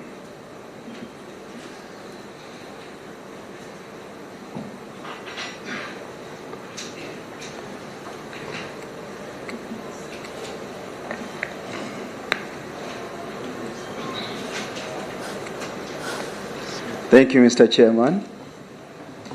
My name is Chiza Hakim Saula, Bembu Parliament for Bukoto South Constituency, Rengo District.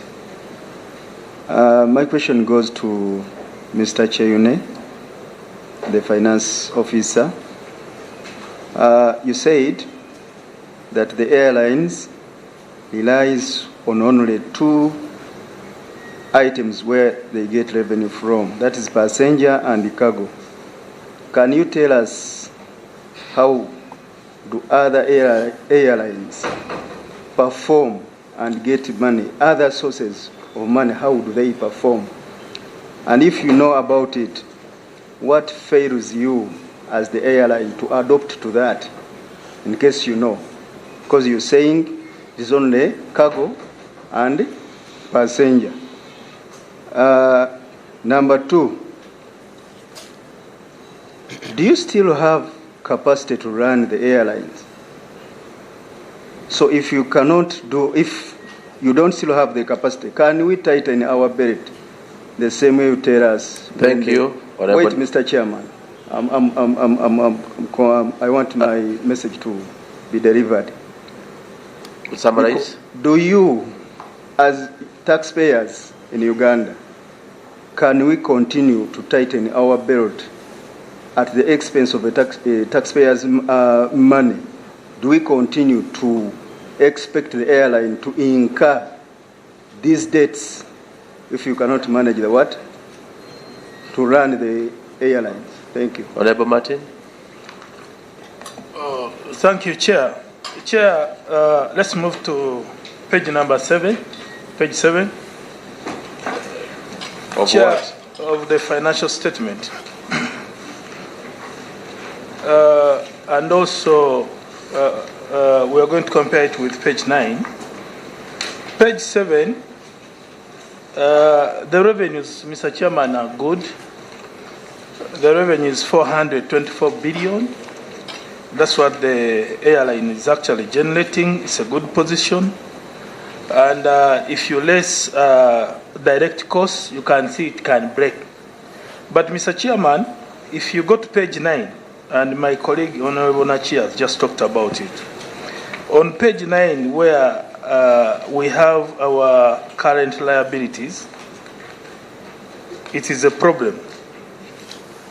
And also on page 12, you can also have the 3 pages. I think let's move on the 3 pages concurrently. Mr. Chairman, our indirect costs are high. And also page 29, together with page 29. Because on page 29, they will show that indirect costs are very high. Administrative cost alone is 21 billion. The last financial year, which is actually 2024 June, they showed that indirect administrative costs were 4.5 billion.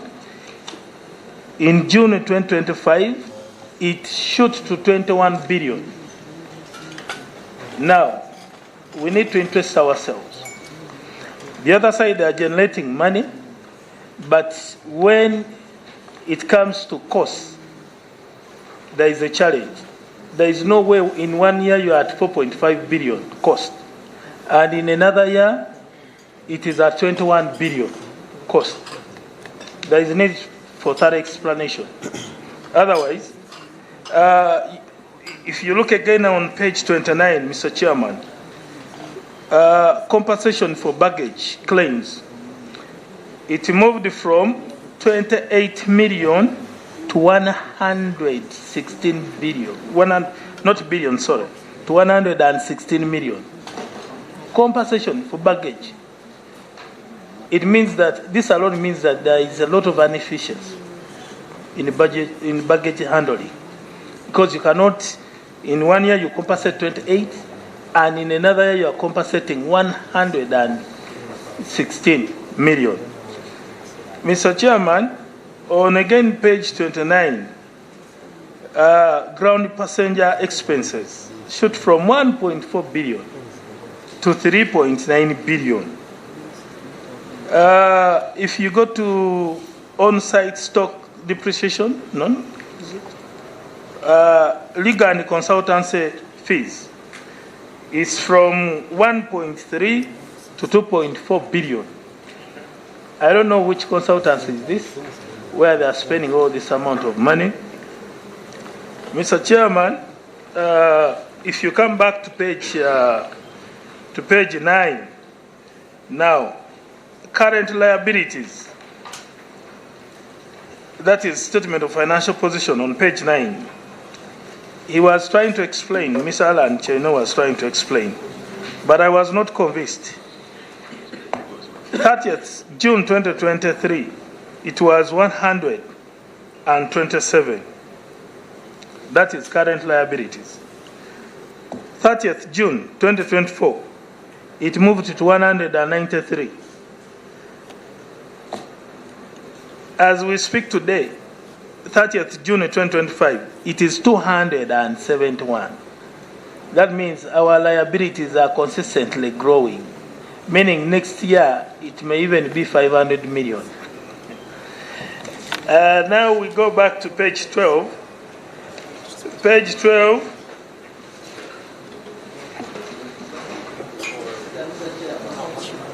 On page 12,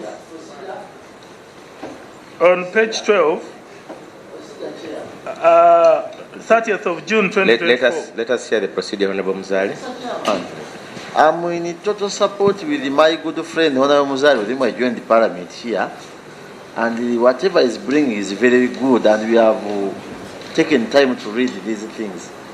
But I don't know whether to do procedure okay. We first handle these audit queries, then we go to finances alone. Because so far the questions we have asked are not yet answered, and now we have entered finances. But still, on these queries, Mr. Chair, just in this report alone, there are still queries of the audit.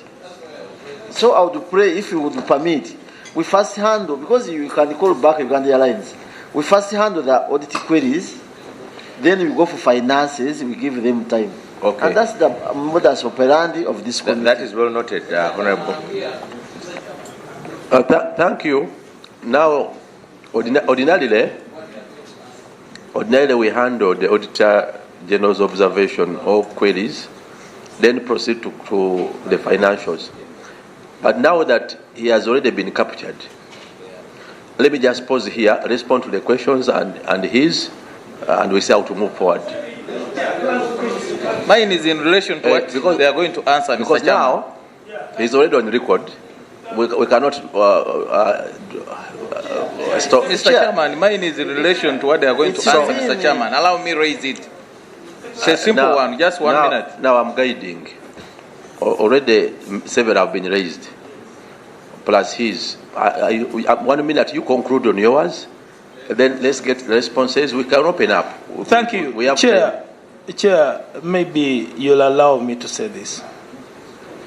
What I was raising is in respect to query number 1.1. I am explaining losses.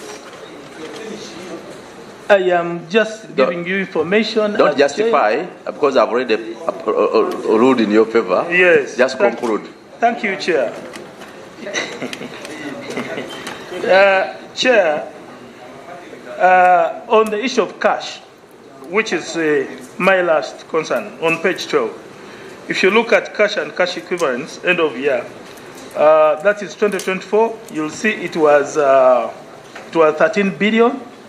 Now, in the year 30th June 2025, it went as low as 5 billion. Mr. Chairman, these are the issues that are causing losses. So we need to interest ourselves in these issues.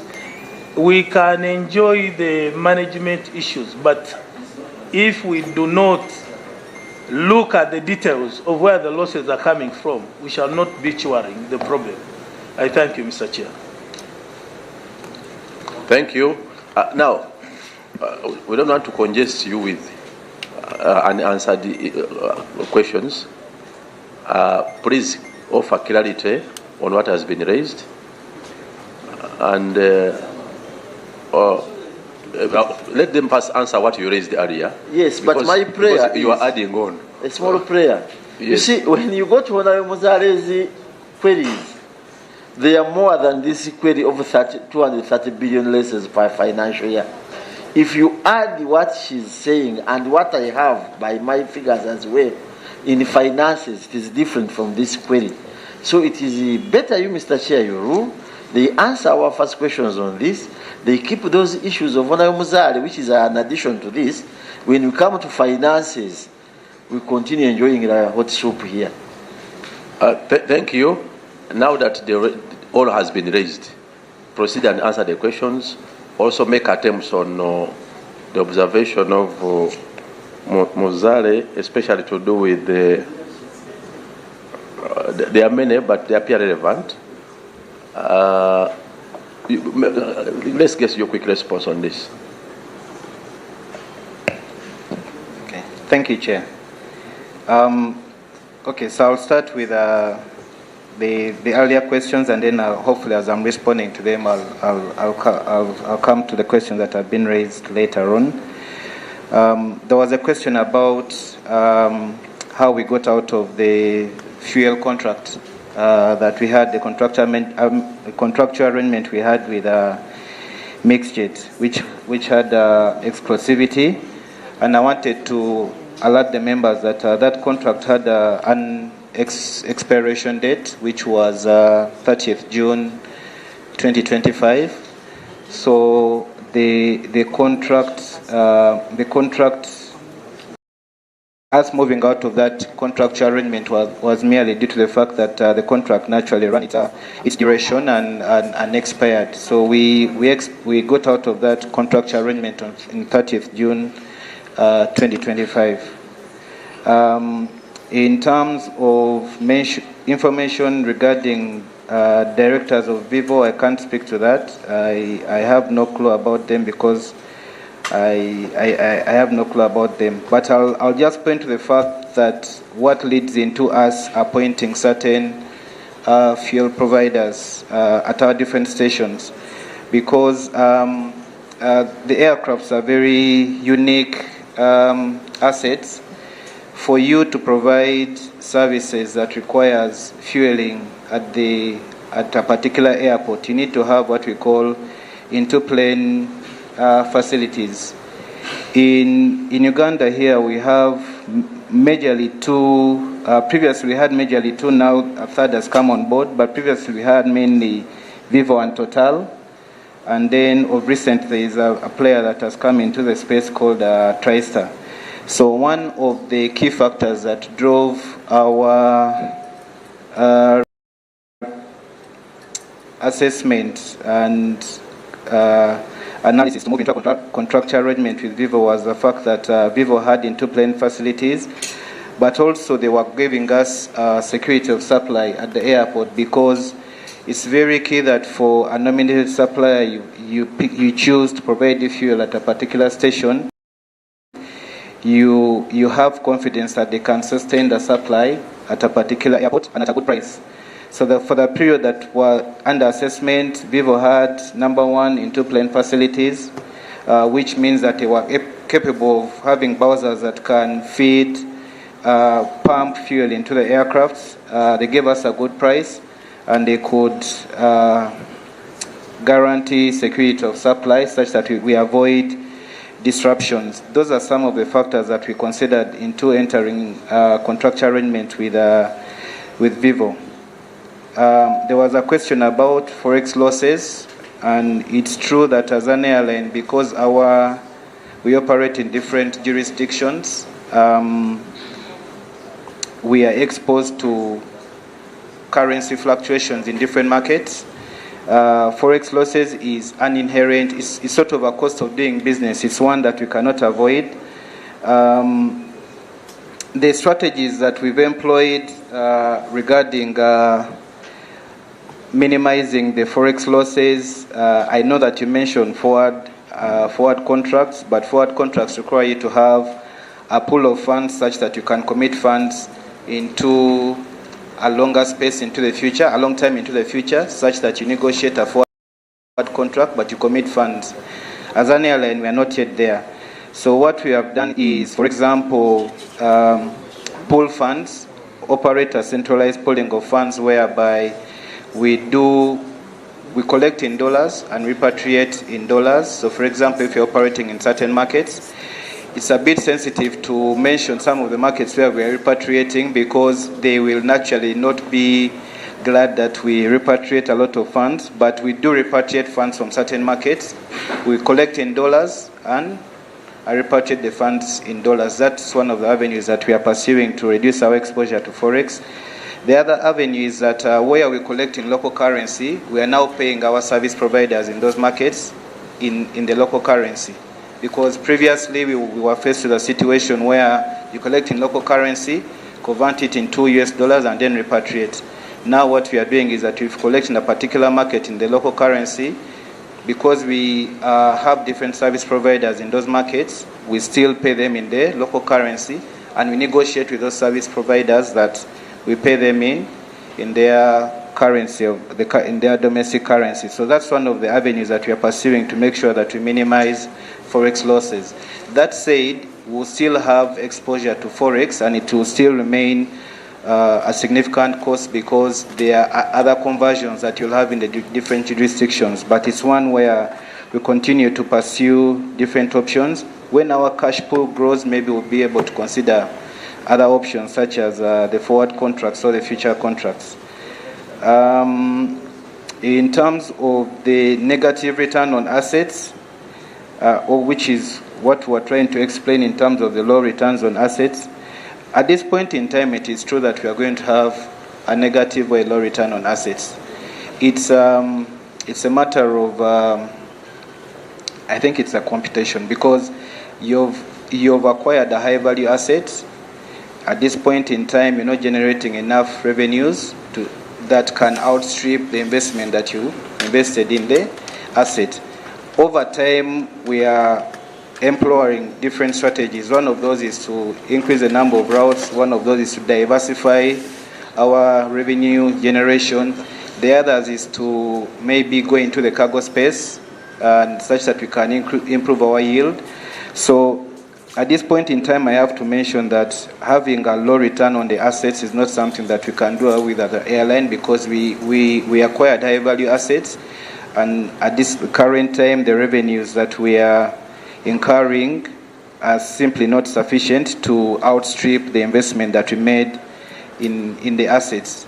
As a measure, we know that return on assets will be one of those key performance indicators that will continue to be computed.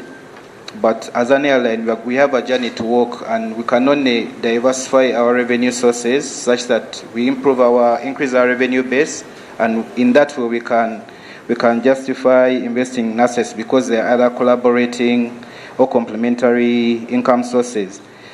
There was a question in terms of how we can diversify income sources, which I'll park for now. I'll invite maybe my CEO to speak to that because he's better placed, given his wealth of experience, to explain the different avenues we have to diversify our revenue sources.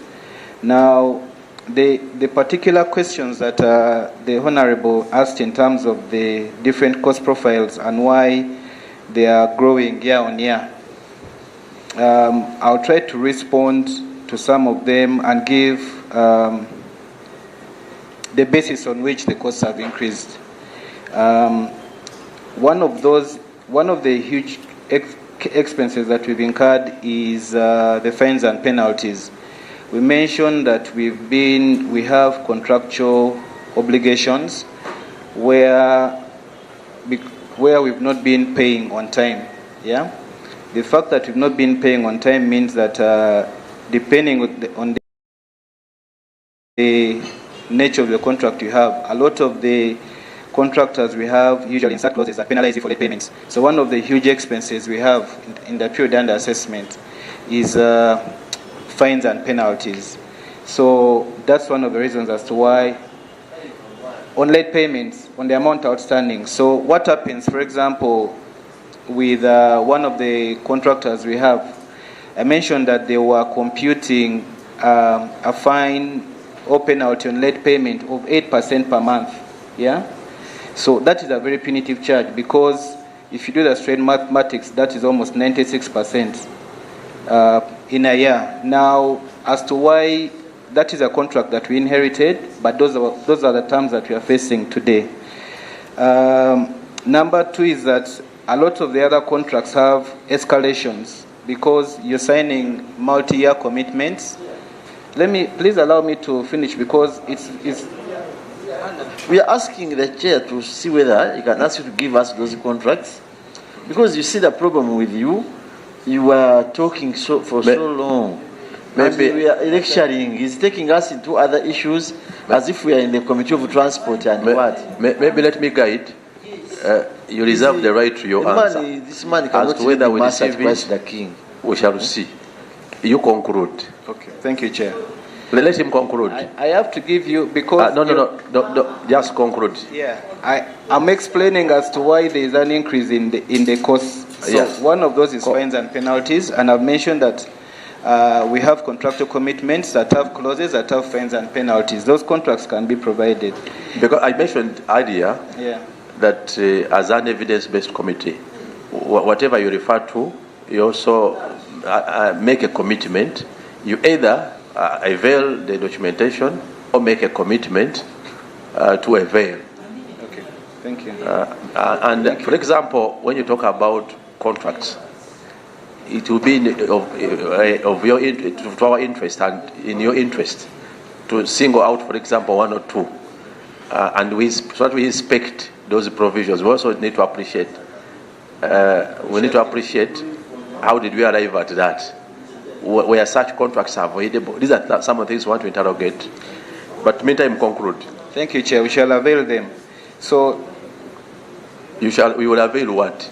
We shall avail the copies of the contracts that have the punitive clauses, for example, the fines and penalties.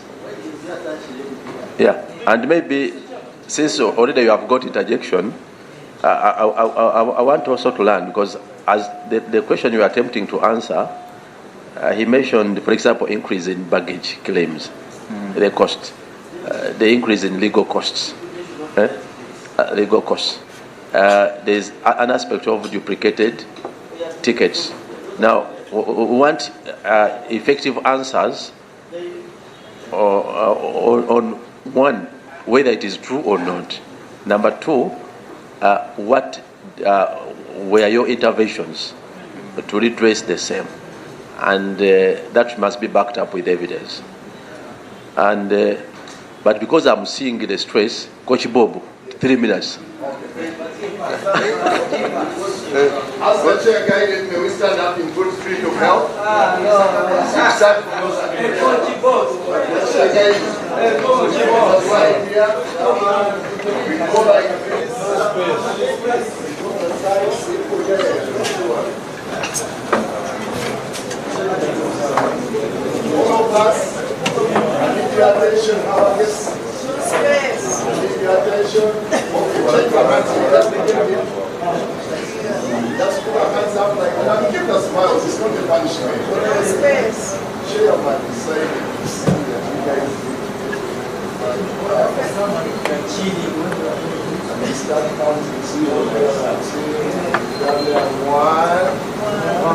Together.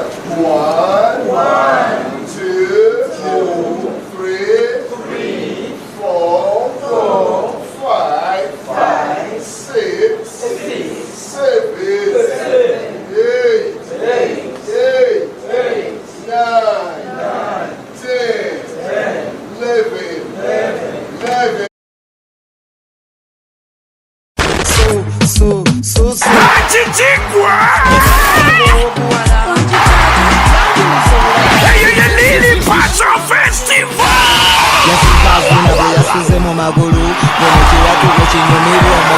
abanyamusale abanyamukako muko wamawuno anguse n'omwana w'omukangatinamu kimanja ekitalya mmere kibeera kimanja muyunivase inembalala nga 5 Septemba 2026 okuyingira kugenda kuwa mutwalo vyepe emitwalo 2 golde emitwalo 5 ate platinum yakakane eminyeto gy'abanyankole kyona abayimbi b'omuka ayibambe mujaba w'ekitiribita lilipaza lundabe okuba w'eshongororo kati ngambe telikulangagulana univase inembalala nga 5 Septemba 2026 yelilipazo festival.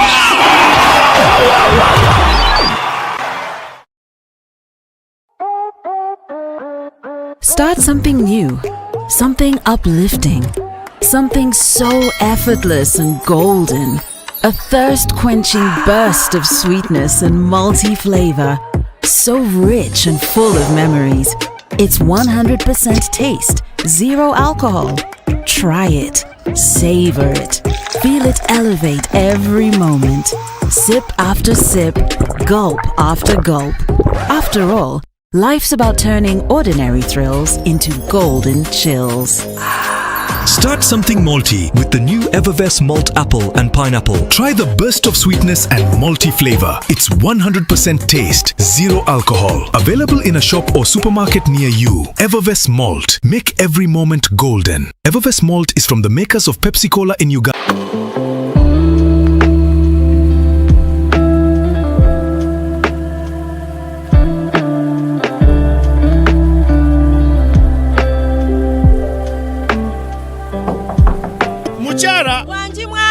akahoho kararugokwe kukaransonasona nkunyije na bene iwe.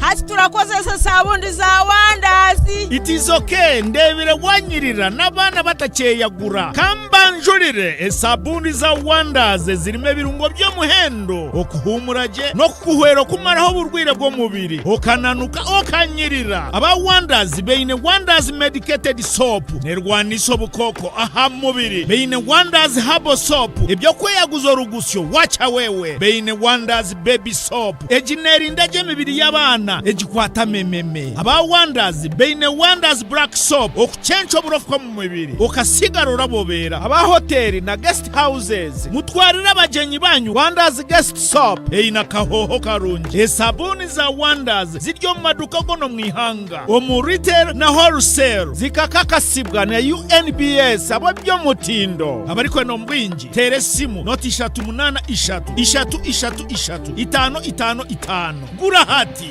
Wonders, always wonderful.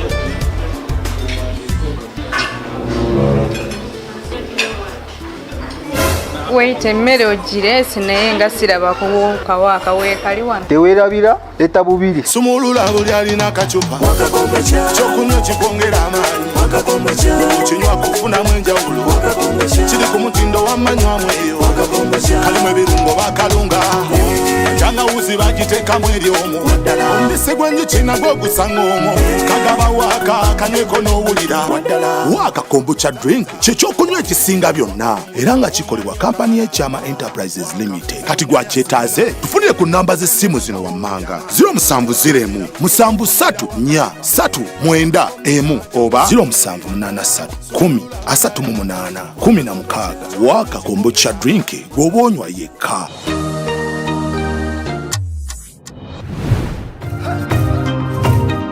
Yes, sir. Oh. Okay. No, for now, we want to interrogate based on facts. let her first avail us that information. Then we shall see how to process it as to whether the allegation is true or false. I think that one is now out of our way. Let me also clear another one. When I was saying what was yours, I want to clear it. Was he on the... In the summary, don't repeat it. No, it was on the query of 30 billion. And Yes. I was saying losses are accrued as a result of issuing duplicated... Okay. Now, who is the one in charge of who is the commercial manager or officer? Access the microphone.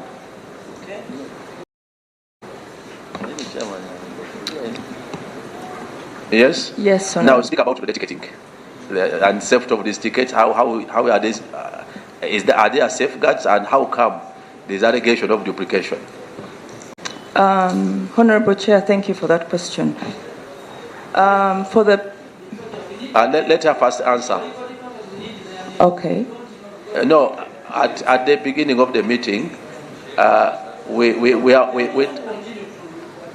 No. Unless a witness so desires, but once we capture them on record, there is also a book. There is even a book for them to sign. So just proceed and answer. Okay, thank you, Honorable Chair. But if you want the personal details, please pass it through the chair. Pass it through the chair. Okay. Otherwise, as far as the committee is concerned, introduction is done on the microphone, and then later they register in the book for witnesses. So proceed and answer. Thank you, Honorable. I can speak to the safeguards currently available for ticketing under commercial. What we've done, yes. No, not safeguards currently, but as I'm alleging to your side. Honorable said, you are alleging which year? Mr. Chairman. The year in issue? Under review. We are 2024? Yeah. 2025. Okay. Yes. Sir. It is either she accepts that there were duplication of tickets or not, because those are the losses. Okay. Okay. Now you are protected. Give us your response. Okay, I cannot speak to that year of 2024, 2025 because I was not currently in the office, but I can speak to the period of the time that I'm in office. Okay, Madam Accounting Officer, the former, would you be, is it in your knowledge, the developing issue of duplication of tickets during your tenure, especially 2024, 2025? Thank you, Honorable, and thank you, Honorable, for the comment you've raised. Yes, it's on social media, but there were no duplicate tickets. This was information that came up of an audit, which we don't have. We don't have that audit document, but the responses were provided in that. Proceed. No, proceed and answer. I proceed. Then if there are concerns, we shall pick so them. there were no duplicate tickets. There were various allegations about a number of tickets, but we explained in that very thick book that we actually sent to the 11th the Parliament, right? Yes, we did. But the team can provide the same responses, and they can be able to answer the question he has asked, sir. Maybe in your answer, you are talking about an audit. Are you talking about this original report or a different audit? That was a different one. That's where that's coming from. Not the one. Not this one. It was for another audit year? It was or internal audit. It was a special audit? Yes, by OAG. Okay. Do we have that special audit? I want to clear this. To answer the question, yes. There were no duplicate tickets, and that document actually gives the responses to that point that was raised by auditors. You want to have you want to assist us? Yes. Yes, Chair. I wanted to speak to the issue of the duplicate tickets because I'll try to summarize because the members are complaining I'm speaking in. So each ticket that is issued has a unique identifier, which is called a passenger name record. It also has a code, a QR code, which is scanned when you're going to utilize that ticket. It's highly unlikely that you can issue a duplicate ticket. You can issue a ticket, 2 tickets, with the same PNR, which is a passenger name record, and with the same QR code that is going to be scanned when they are trying to allow you to utilize that particular ticket. So, and then when that information is captured in the system naturally flags someone who is trying to use the same unique identifier to utilize that particular ticket for any particular trip. So, Chair, unless the Honourable Member has a particular case that he can highlight with evidence, then as far as we are concerned, it's not possible, given those, that there is a unique identifier, there are passenger name records, that you can have duplicate tickets and that are utilized by 2 different people. Thank you. Maybe before I go that way, hold on that. Head legal, Honorable Martin, while contrasting the financials with the aspect in issue, mentioned, no wait, hold on that. No, we are still on the same. He highlighted the aspect of increased claims on luggage and also legal claims. Assist us to appreciate what occasioned this, and because it also occasioned the underperformance and speaks to the increase in losses. Thank you, Chair, and thank you, Honourable Member, for raising that issue. The increase in the legal claims was a ripple effect from the flight cancellations we suffered during that period and the delays. Because legally, we are bound to compensate a passenger for a delay of a particular amount of that. So that increased the cases, hence the costs were paying out. Secondly, during that period, Chair. How many cases? Chair, I don't have it off cuff, but I can avail. We need the cases referred to for that period, and at what status? And status. Then so are you relating luggage with legal claims, or? Yeah, I'm relating the increase in the legal cost claims. What about because we had to pay out. What about luggage handling? Baggage, most of them didn't go into court. We paid out, I think, maybe ground handling. We need a chronology, because we don't want a situation where there are fictitious claims. What are you going to avail us to appreciate these claims, the luggage claims? On my side, I will avail a detailed status report on all the cases concerning passengers and baggage claim, because some of them are about employees. They've got nothing to do with this one. Okay. Yes. And status, and what also to look at the claim, the nature of these claims. Okay, would it be sufficient if in the schedule I prepare, I describe the nature of the claim?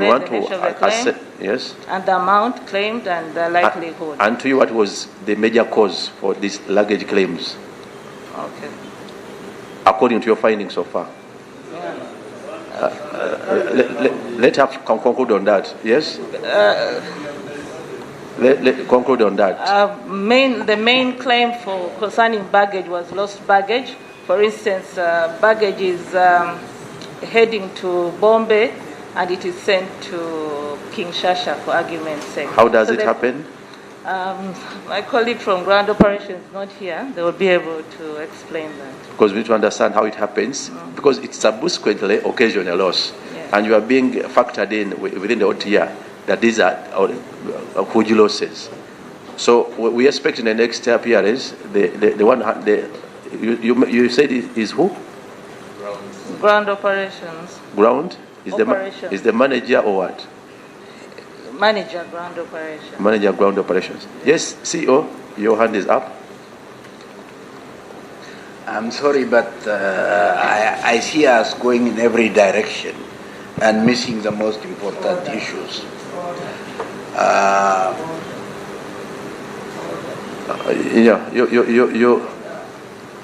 You concluded. I believe the issue of baggage, I think that the person who raised it is absolutely right. There were times when Uganda Airlines was operating to Dubai with narrow body, and a lot of excess baggage is collected in Dubai beyond the capacity of the airplane. The passengers come here and claim their luggage. A long delay. So they claim, and they are entitled to a claim. They claim. And because of that long delay, the airline had to continue compensating them. This is one. There were also times, either because our records were not good, or because we were involved with some people who actually got into a game of claiming. When they know that things are not moving, they probably sent some luggages. When it came, they probably collected it. But since nobody recorded it, they came back and claimed it. So this has multiplied the amount. And I tell you, this is not unique to Uganda Airlines. It is anything that can happen in any airline. Okay, you should not take beyond the capacity of your aircraft. You should not accept. That is wrong. But to please customers, they accept and they finally fail to send. Those are the things that are exaggerating loss due to baggage claim. Okay? No, I didn't say passengers. My passenger mistake. Accepting is the airline is the one that is accepting. The airline should not accept beyond its capacity.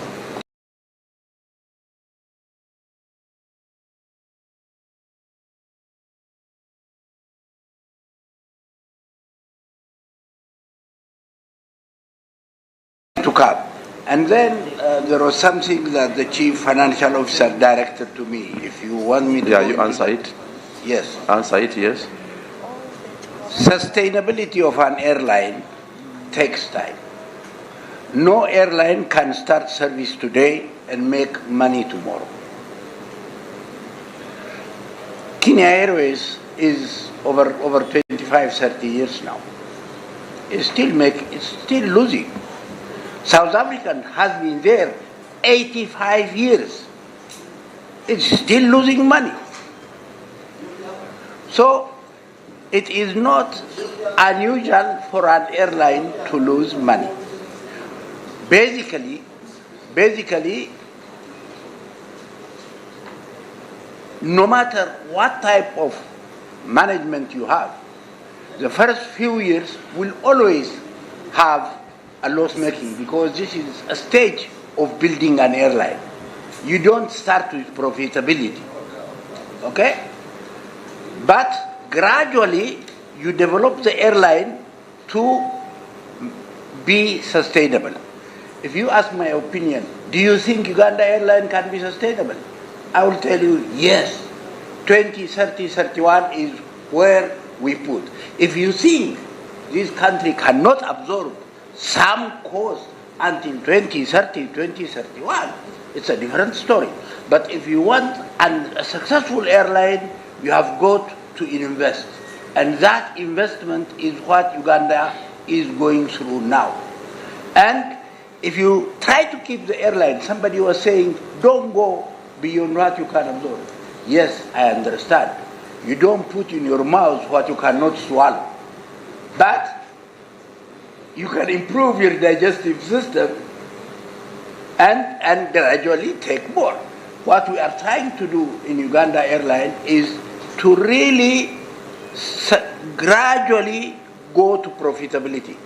If you ask me tomorrow morning, will this airline make money? I will tell you no.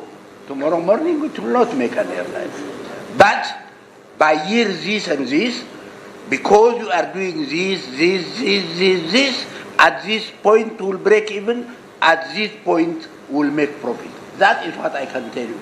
If you think profitability is expected tomorrow morning, I can assure you it will not happen. And it did not happen. Thank you.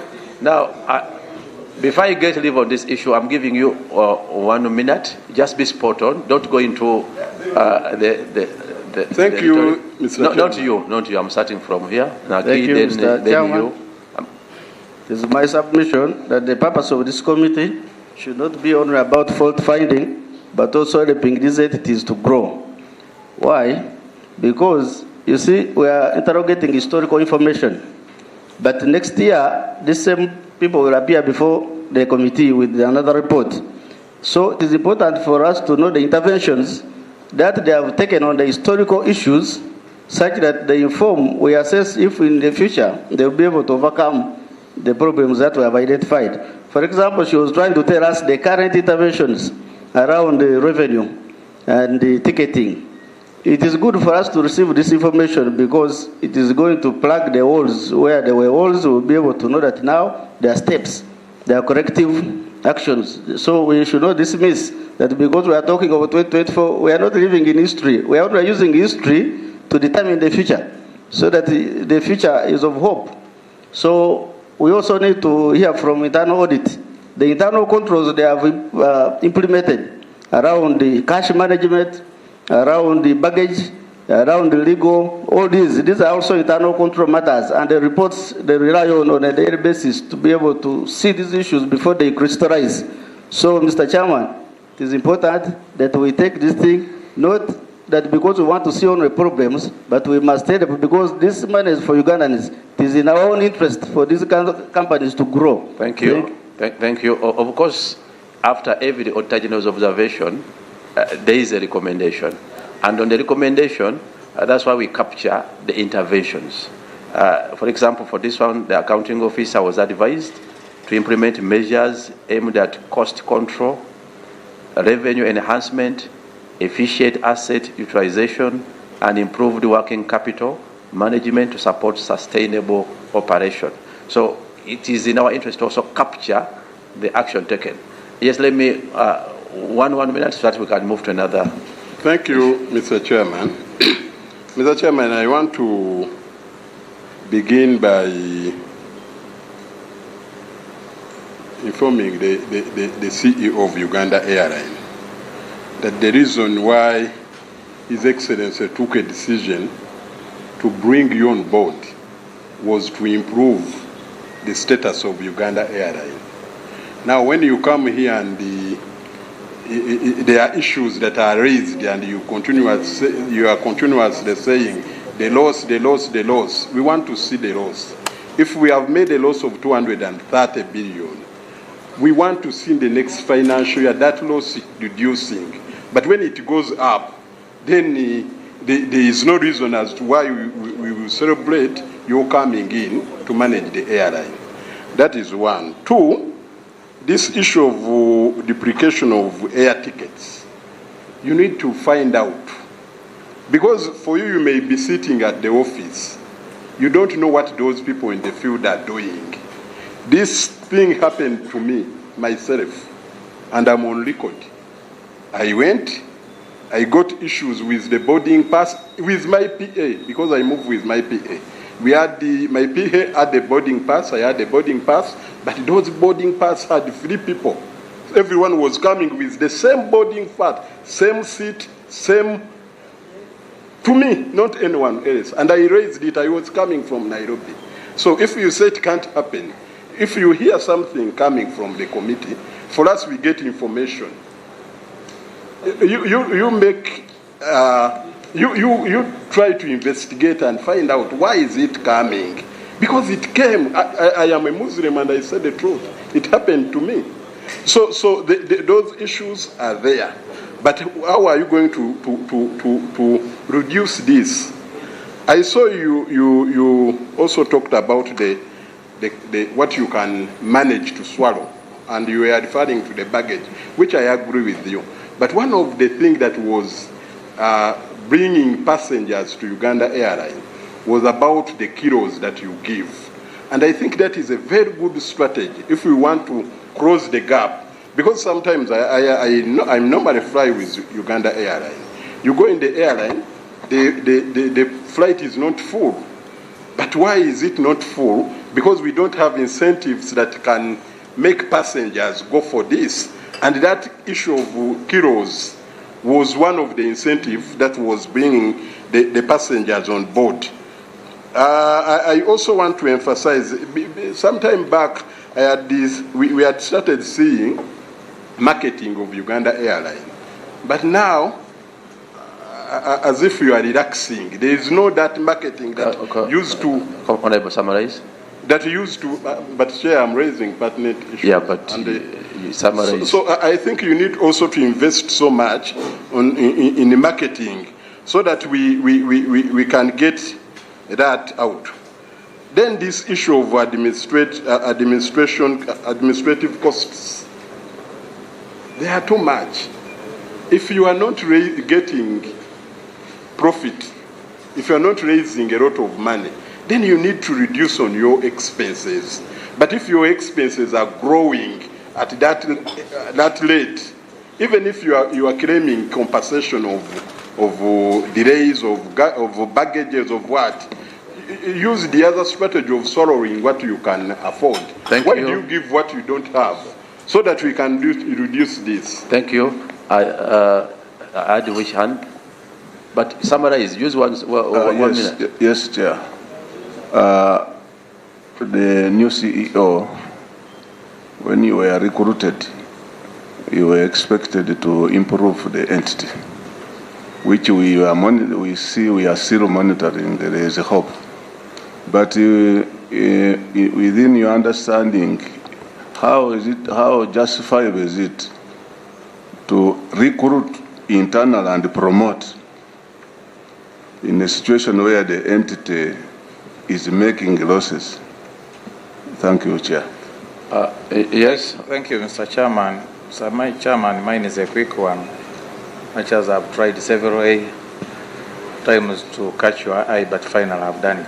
Mr. Chairman, the CEO talked about the expansion, but Mr. Chairman, when you look at the accumulative figure for the last 3 years, that is 2022, 2023, 2024, it amounts to around 786 billion cumulative.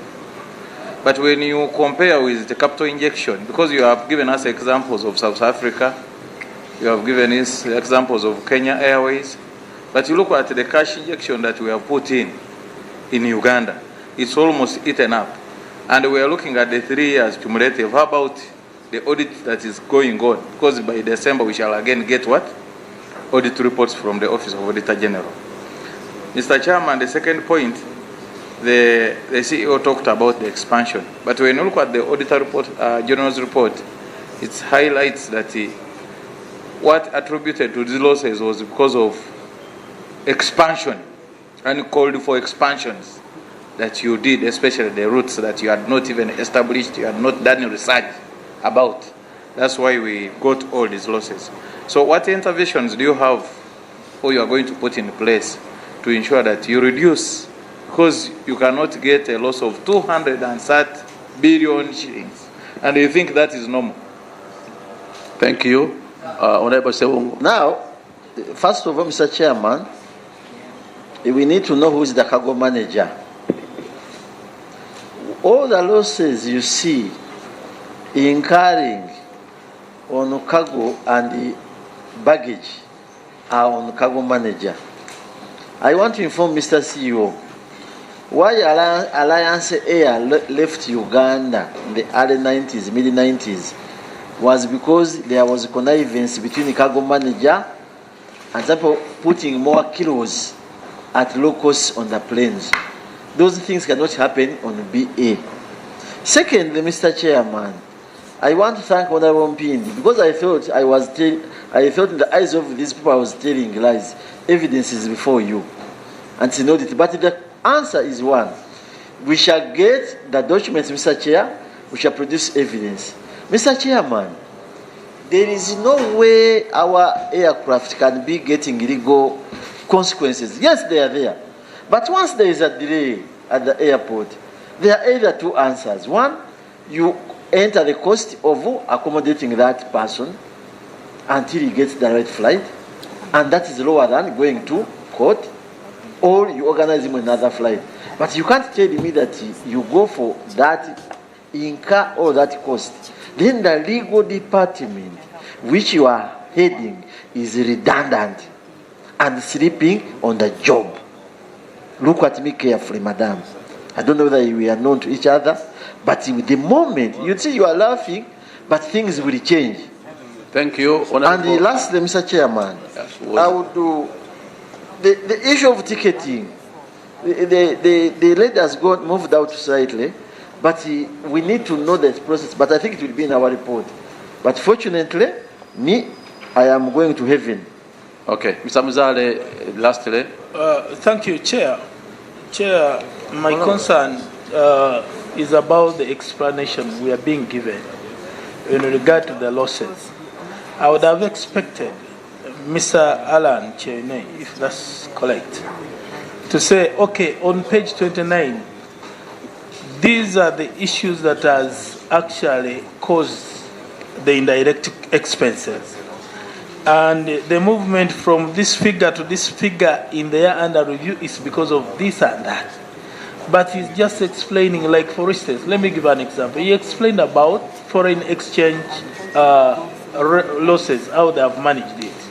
But it does not refer to his document. That on page this, there is a movement in the financial this. Now, because of the measures we put up, this is what we have been able to put up as a new figure.